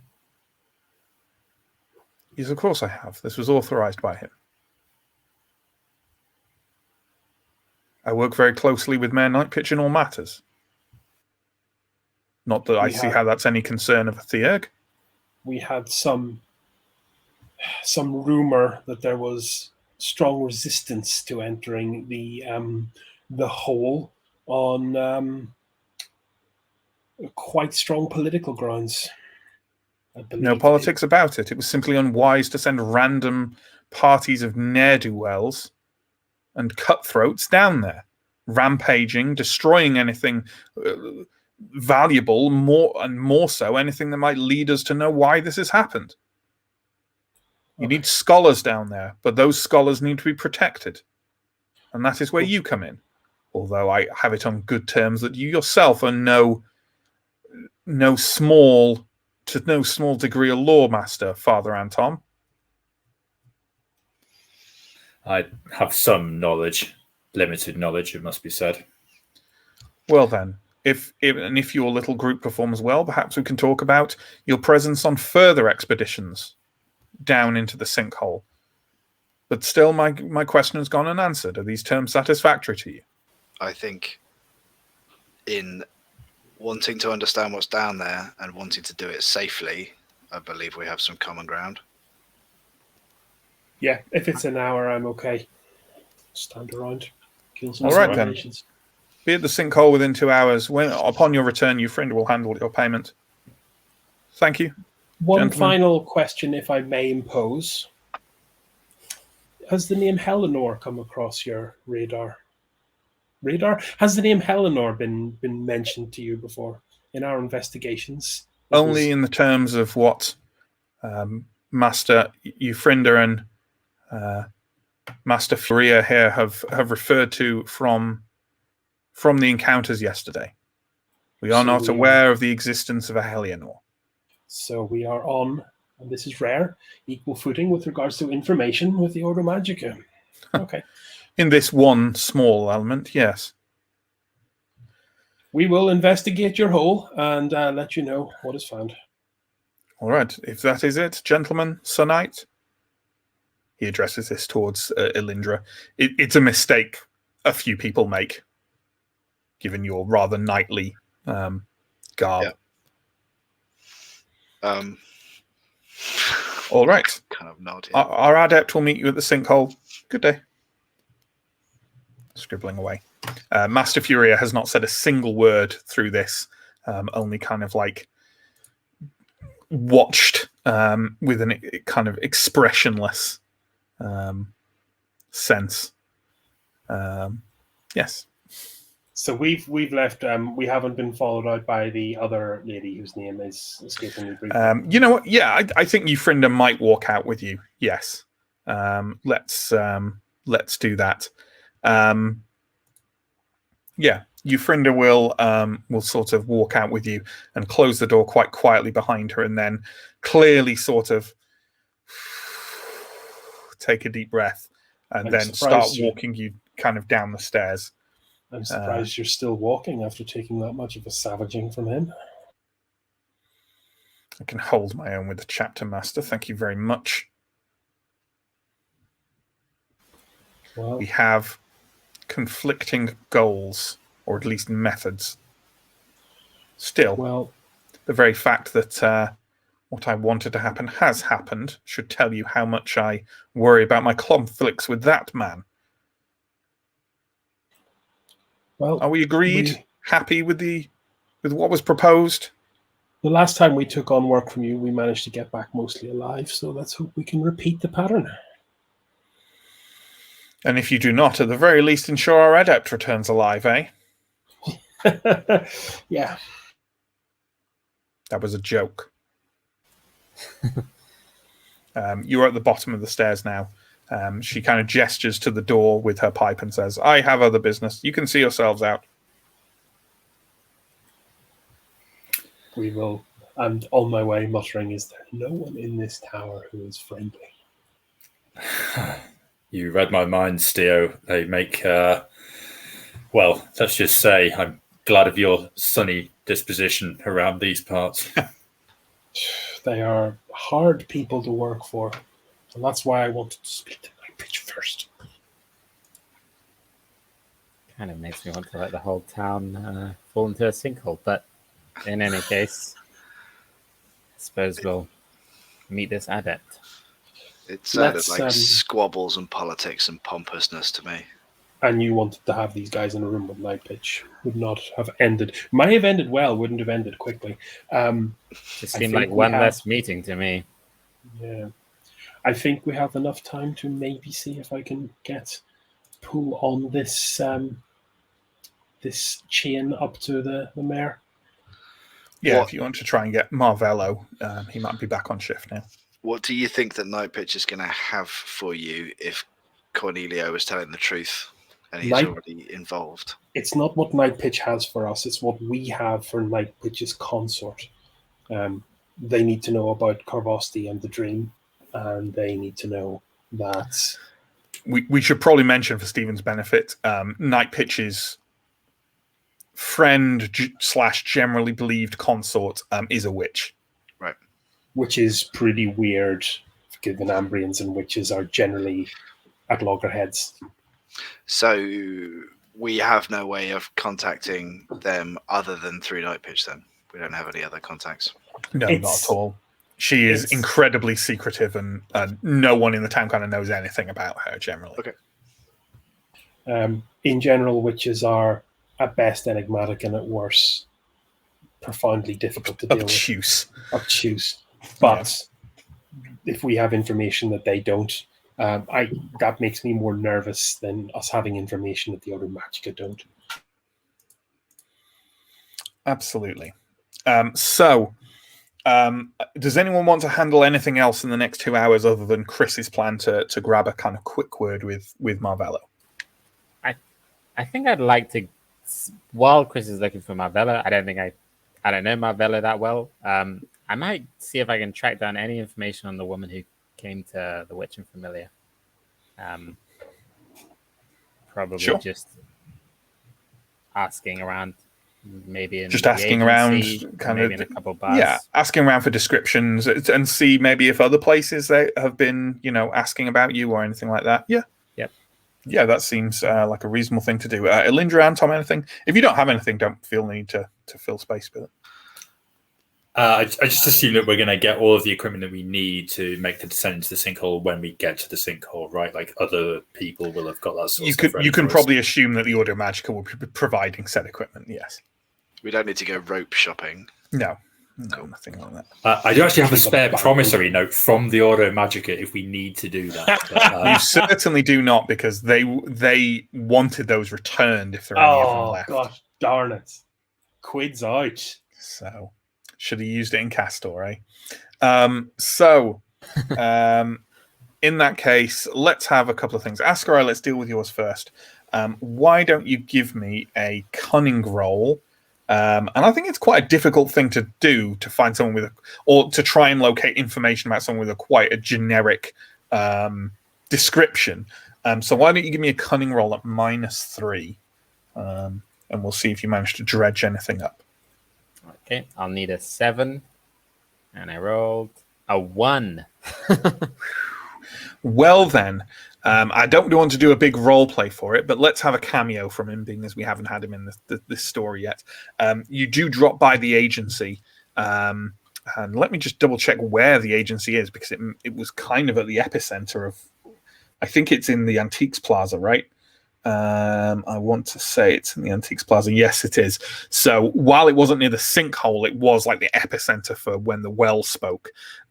So like when you're going through the Antiques Plaza, like the Antiques Market is not active today. Like there's no market there, and instead people are clearing like where things have like fallen off the sides of buildings with the vast echoing clang of the well, and you see kind of a rather grim stack of coffins over to one side of the actually no, they wouldn't be coffins, would they? I don't think Ambrians do coffins, do they? Because they burn people, because Prios. So instead, let's have a wagon at the side with lots of suspiciously shaped lengthy bundles of cloth where people have been stacked in, of people who either probably at this distance nothing to do with the sinkhole, but some people were just killed by the sound of the well.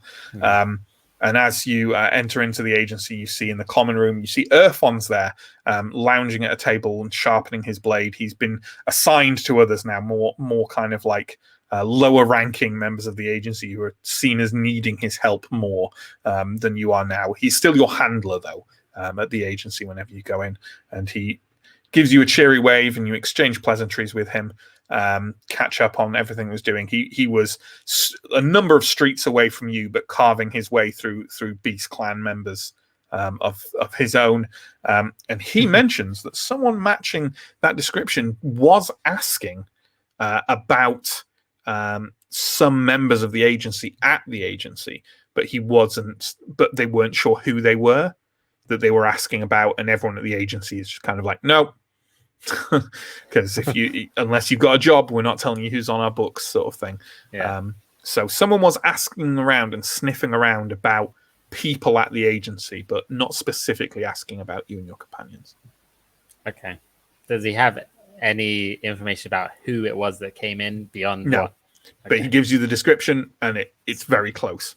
Okay, fair enough. I will just tell him that if she comes back, try and get some more information out of her. Seems like she's been asking around all throughout town. He nods, happy to do so. So, Steo, you make your way to a guard station and ask about Marvello, and you're told he is indeed on duty, and he is currently overseeing work at the sinkhole. Oh, how handy. I will make my way there pretty much post-haste. Who's with me, by the way? Are you, Anton and Linda, are you? I'll be with you. Yeah. Okay. You head to the sinkhole. It's calmer again than it was yesterday. Barricades have been thoroughly built at this point, but you do note that on the south side of the barricade, space has been made, kind of opened up on the side. And as you arrive, you see that a rope, or 2 ropes, very thick ropes, have been threaded kind of over the edge of the sinkhole and are running into what looks like one of the less ruined buildings about 20 feet away or so, and you can hear kind of the metallic ring of someone like maybe bashing like chisels in to like anchor the ropes or something like that. Someone's doing some work around that inside the building. You can see a number of guard roaming around, some of them working, some of them shirking, and Marvello is there kind of talking to another guard and kind of peering over the edge of the sinkhole where the ropes are dangling down. Gonna need your help on this, Anton, I think. That's what I'm here for. I know Anton, but you were the closest to the conversation with the witches yesterday. I think Full disclosure's best here, probably. I think that they deserve to know, don't they? At least, well, let's find out how far we get anyway. I will attempt to catch Marvello and make it clear that we have business with him. He kind of turns as you approach and sees you and nods and kind of, clearly makes some connections in his head.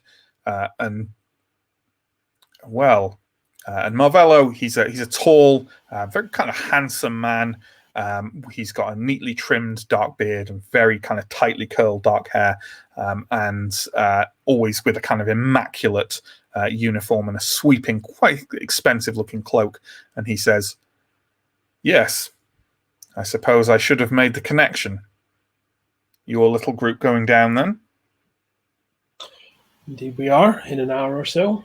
But we did want to talk to you before that about the completion of our affairs with our guests yesterday.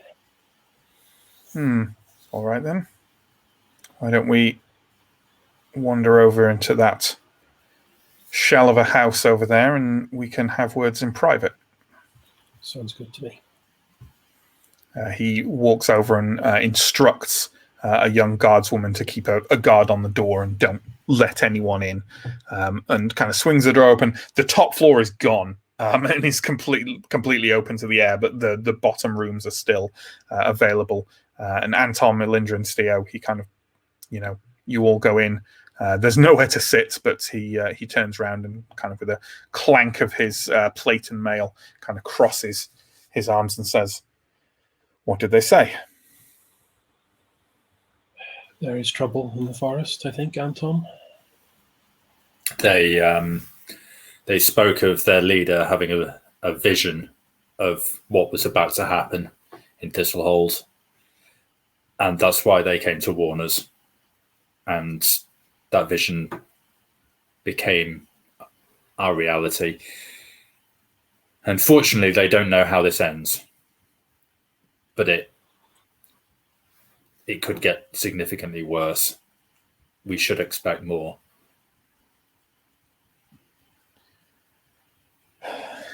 Visions and dreams. I prefer a concrete lead. I mean, I'll talk to Night Pitch.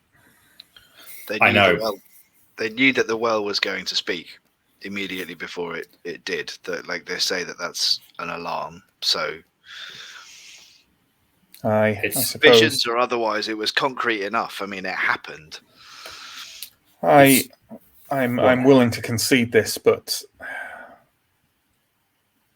what can I do to track down a vision? We have a name as well, which I think you've heard so far. Helianor. And those beasts yesterday were howling about some Helianor and Halaban as well. They look like barbarian folk, or at least barbarian folk that had taken a turn for the worse.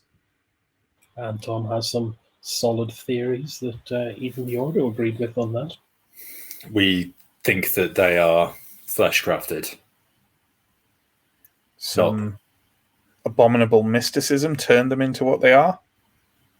And the witches believe there to be a very dark, potent source of corruption underneath Thistlehold right now, and something that has significant power could potentially do something like that. I will run this up the chain to Night Pitch. I will suggest, and that is all I can do, that he goes and talks to the witches or they come to him. Maybe they can thrash out things that the likes of you and I might be a captain, but this is above my pay grade. Yeah, I used to talk like that as well. I'm not even sure if the witches have broken camp yet, but definitely the wheels are in motion deeper in Davokar and deeper beneath his own town. All right. What's important is that Night Pitch and the people around him know. He will know. I will make sure he knows. And perhaps at some point he might require you to tell him your findings yourself. But for now, He's a busy man, as I'm sure you can imagine. Leave me to deal with that, if I may ask that indulgence.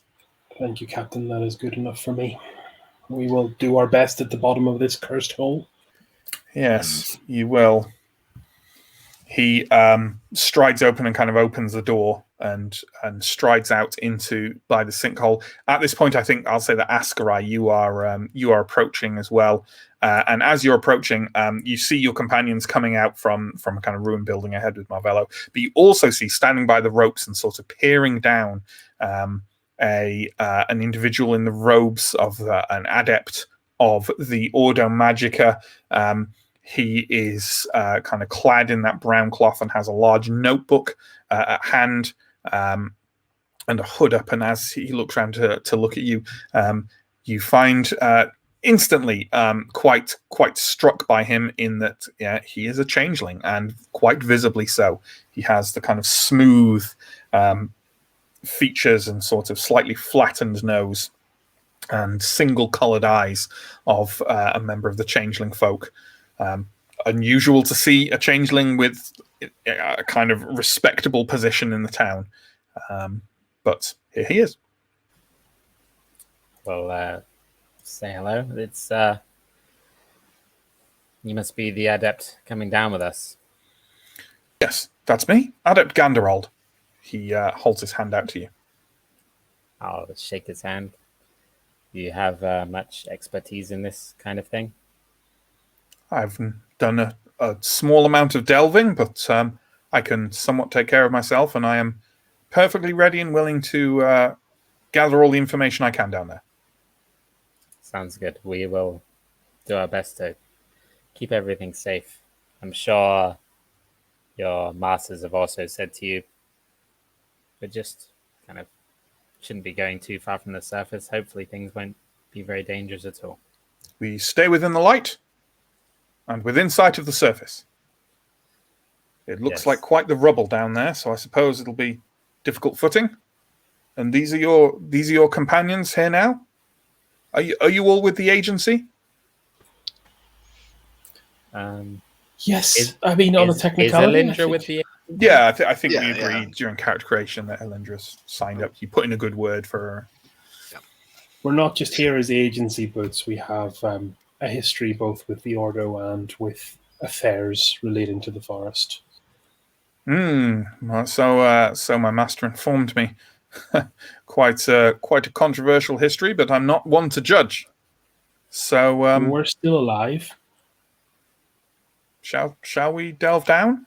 Marvello kind of nods at this and turns to the guard woman nearby, the same one he had guard the door, and says, "You heard these Cell Hordes express doubt and some reservation as to how they could stay safe down there, didn't you? Maybe they require a member of the city guard to go down as well. Obviously, we're meant to just keep watch, but what's a better way to keep watch than down there with them? You heard that, didn't you?" Yes. And the guardswoman goes, "Yep, yes, sir." And Marvello nods and kind of nearly feigning a stage wink to Marvello, but happy to... reaches down and kind of hefts up one of the ropes, looks over and goes, "Fria's tits. All right, let's go." Yeah. Who is going to attempt to very roughly abseil down the side of this sinkhole first? Well, I'm looking at Askarai. Askarai is anticipating people will look at him and just sighs and moves towards this rope. Absolutely. John, can you go ahead and look up in the core book falling damage for me, please? And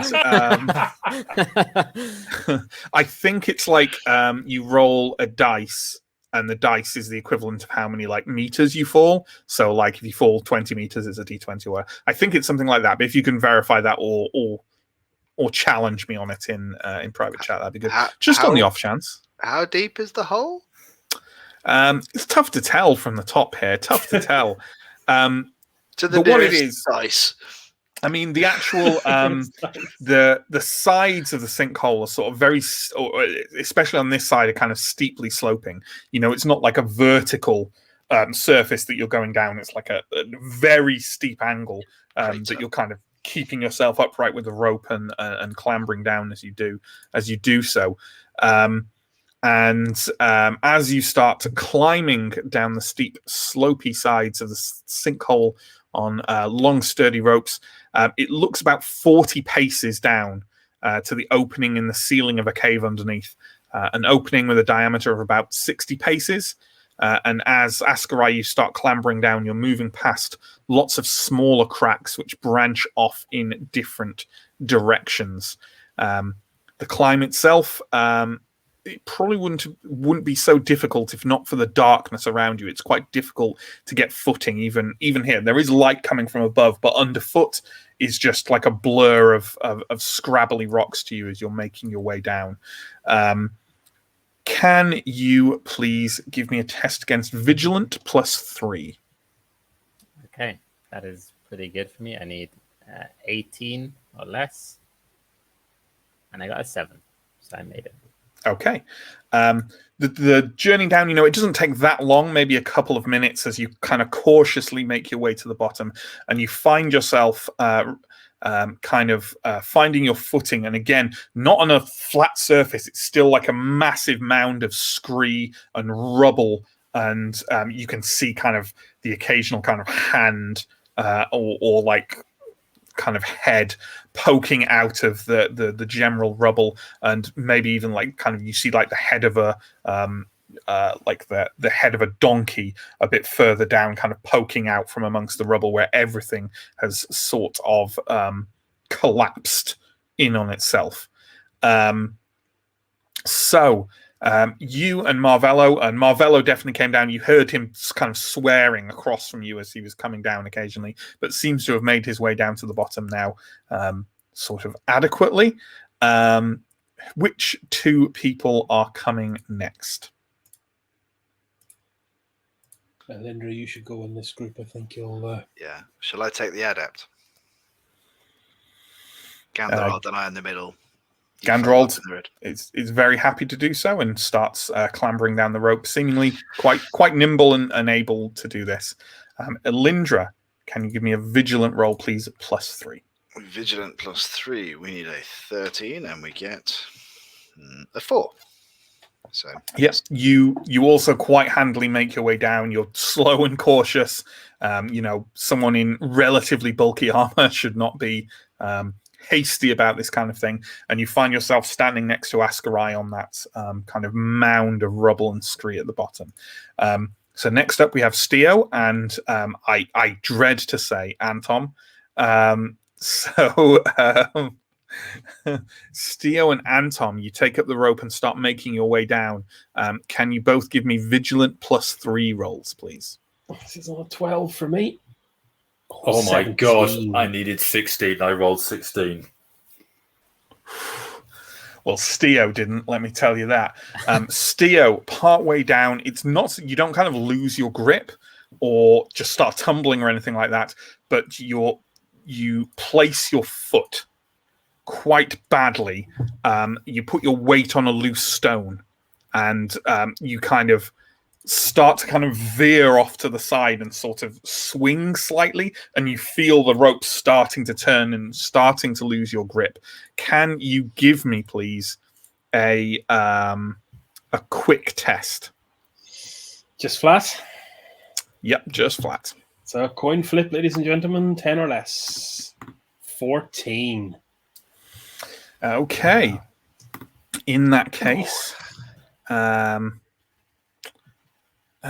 let me see about this. So I'm going to actually say that no one's beneath you because everyone's already made their way down to the bottom, and I think it's Marvello and Ganderald who are kind of near the bottom. So I'll account for them myself. But that's that minus that. Can you give me an armor roll, please? So apparently armor helps you against falling, which I don't understand at all. But there we go. Well, that is a D10. It is a 7 on my D10. That's actually pretty good. So you find yourself losing your grip, and you start. You're still kind of half holding onto the rope, at least until it just burns through. Starts to burn on your bare hand, and you let go and slide down a good 9 or so meters down the surface. But at the point you've got to, it's leveled out enough that you're not falling. You're just kind of bouncing your way down as rocks and bits of rubble sort of alternately scatter beneath you and provide unpleasant impediments. And you come down at the feet of Marvello and Ganderold. You think you're fairly undamaged by the experience, but it certainly wasn't pleasant, and it certainly was humiliating. Basically coming down, balls, oh god, balls, glug. Male balls. That's a callback in case anyone thinks I'm being really weird. As you crash to a halt at the bottom, there's not much room at the top of this scree for people to kind of move around a lot. But Marvello is near you, and he kind of like reaches down and helps haul back you onto your feet. And says, "You all right, old man?" Yeah, I've fallen off worse. Right. Try not to do that again. It would be ignominious of someone who fought in the war to end their life falling down a hill of rubble. Sure, we're only coming down here once today, at least. So where the hole ends, a hill of rubble and debris awaits. The peak of it is crowned by humans and Beast Clan members who fell to their death or been killed by cuts or projectiles prior to the fall. Close beneath the corpses, the hill consists of debris and furnishings from what once was a central block of Thistlehold. You cannot see the floor and walls of the cave from the top of the hill, but judging by the echoes around you, the cave you are kind of a part of, in this mound in the center of it, must be huge. Elindra, and only Elindra, can you give me a vigilant test, please? Vigilant. I need a 10. It's a 3. The air in the cave feels off, and it takes you a moment to kind of realize what it is. And though you can taste it on your tongue and kind of smell it, what really convinces you is your witch sight, which kicks in kind of unbidden, and you see almost kind of like, it's almost like there's matter or gas kind of drifting through the air. It isn't, but that's what it looks like, kind of roiling waves of cloudy material, faint, so faint in the air around you. You feel like this air in the cave is soaked in corruption. Not strong enough that it would be kind of risky to move around here for short periods, but there is something in the air here, and it can only be coming from something further down. And I think that's quite a nice place to leave this session on our lovely little spelunking cliffhanger. So thanks for watching, folks. Almost literally. So if you've got any comments or questions, please leave them in the chat, and John will flash them up for us to talk about. In the meantime, let's get rid of the promo. Bunch of links down below: YouTube, Twitch. You're watching on one, check out the other. There's our social media, there's Discord, where you can join up and join our community and talk about things, telling tales and role playing, and be seduced by the dark side of Kickstarters that are constantly being posted in there. You can join our Patreon and get all kinds of lovely rewards in return for supporting us.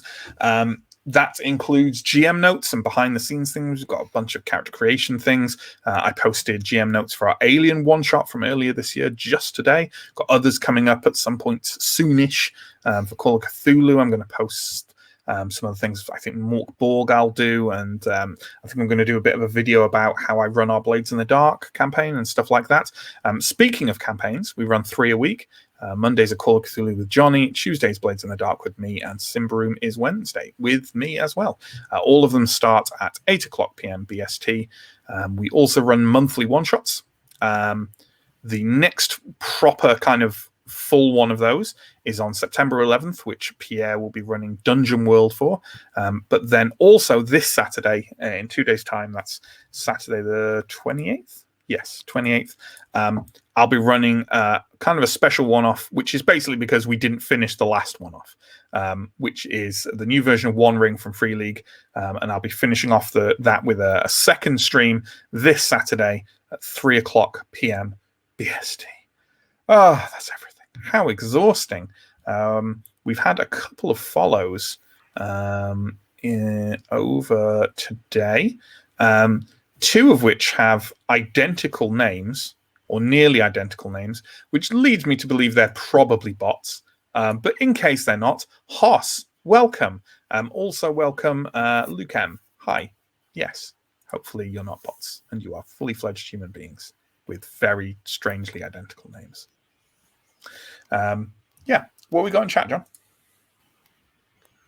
Samuel, hi. Thanks for tonight's game. You're very, very welcome. I very much like the tension between Cornelio and your friend. It was very fun to do. I had honestly no idea how I was going to play Cornelio until I started playing him, basically. And then I just made him very efficient and very dismissive. It's just like you've just got to be belligerent to be in the Auto Magica. Yeah, sure. Yeah. I think weirdly though, and it's like it's just from my perspective, and I have no thing that Cornelio honestly has no write-up in any of the books. He's mentioned that you have the meeting with him, but he has no write-up of any kind.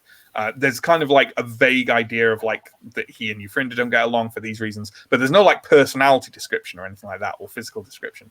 So I just thought, no, I'll just go with that. Weirdly, I found another campaigns wiki. I think they just made it for I think they're called Shadows of Davokar to shout them out. And it was just an entry in there of like, oh, they met him in the third session or something. Maybe another live play wiki. I don't know. I just used the description that they'd given for him. So I was like, hey, that's a nice shared universe shout out. They might see it as me completely copying because I just wanted a description. But still, either way, shout out to them. Shadows of Davokar. I felt like we'd, not only had we stepped into their office, but we'd stepped immediately into their office politics. Yeah, exactly. I definitely wanted to bring that across. Weirdly, like having played, I found him. I'd rather be friends with Cornelio than Euphrinda, I think. I think. No. But maybe that's just me. Like I don't know. We seem to have either the hierarchy of even more and more arrogance Auto Magica people, and at the bottom end, the ones who we end up working with are generally simpering cowards. Yeah, I think like he, at the very least, he seemed to be less into the idea of going and fucking around with like ruins in Davokar, which is somewhat in keeping with your notions. Although you went and did that, so there we go. Hey. Cornelio seems a bit passive aggressive. Yeah, was he? I think he was pretty directly aggressive. But I admired his directness. Yeah. Anything else? Anything else from chat tonight? 42. Hi. Has Elindra used her witch site on the other PCs? No, not yet. It was I've been somewhat busy over the last few sessions, just trying to kill things, staying alive and stuff. Maybe you used it on the way here though. Who knows? I think that'd be a fine thing for you to have done. Or maybe correct me if I'm wrong. You're kind of wary about using your powers, right? Because you don't really know where they come from and what they are. Yeah, I think she's not completely in control of them and doesn't entirely understand them. So she doesn't necessarily know what's safe to do and what's not. I was about to use the witch site on the location before it just kind of happened anyway, right at the end of the session. Yeah. So, but yes, I think at some point she's probably going to take a sneaky Absolutely. This would be a good time to remind everyone that you should probably come up with your shadow definition. Yes, because that is what the witch site will see. And we can talk about that offline. We'll talk about what that means and stuff, and how that might affect stuff. But good question for you too. Very good question. Anything else? Am I right in thinking the witch site is kind of a Templar ability, or is that also a kind of... No, it's a witch thing. A witch? 100% a witch thing. The exact opposite of a Templar ability. Okay, I thought it was like a thing Templars used to find witches. It's a witch. Okay. Interesting. You'd be confused because there's also Witch's Hammer, which is not a hammer for witches to use for DIY, but a hammer for Templars to use on DIW. like they wanted to in real life, the Malleus Maleficarum, the Hammer of Witches, a guide on how to fuck with witches, written by a king of England. James I want to say first, but it could be James II, one of the Jameses. And therefore, because it was a James, King of England and Scotland, not just England. You can't say you don't learn things. So I think that's it. So thank you, everyone. Thank you for watching. Thank you to my excellent players, as always. Thank you for John for being a wonderful stream manager.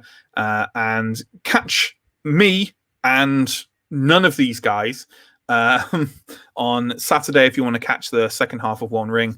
The first half is available in VOD form over on our YouTube. And otherwise, we'll see you next week hey, I'm sure you're going to tune into Call of Cthulhu Blades in the Dark and Symbaroum. But if you don't, we'll catch you next Wednesday for Symbaroum. Thanks, folks. Goodbye.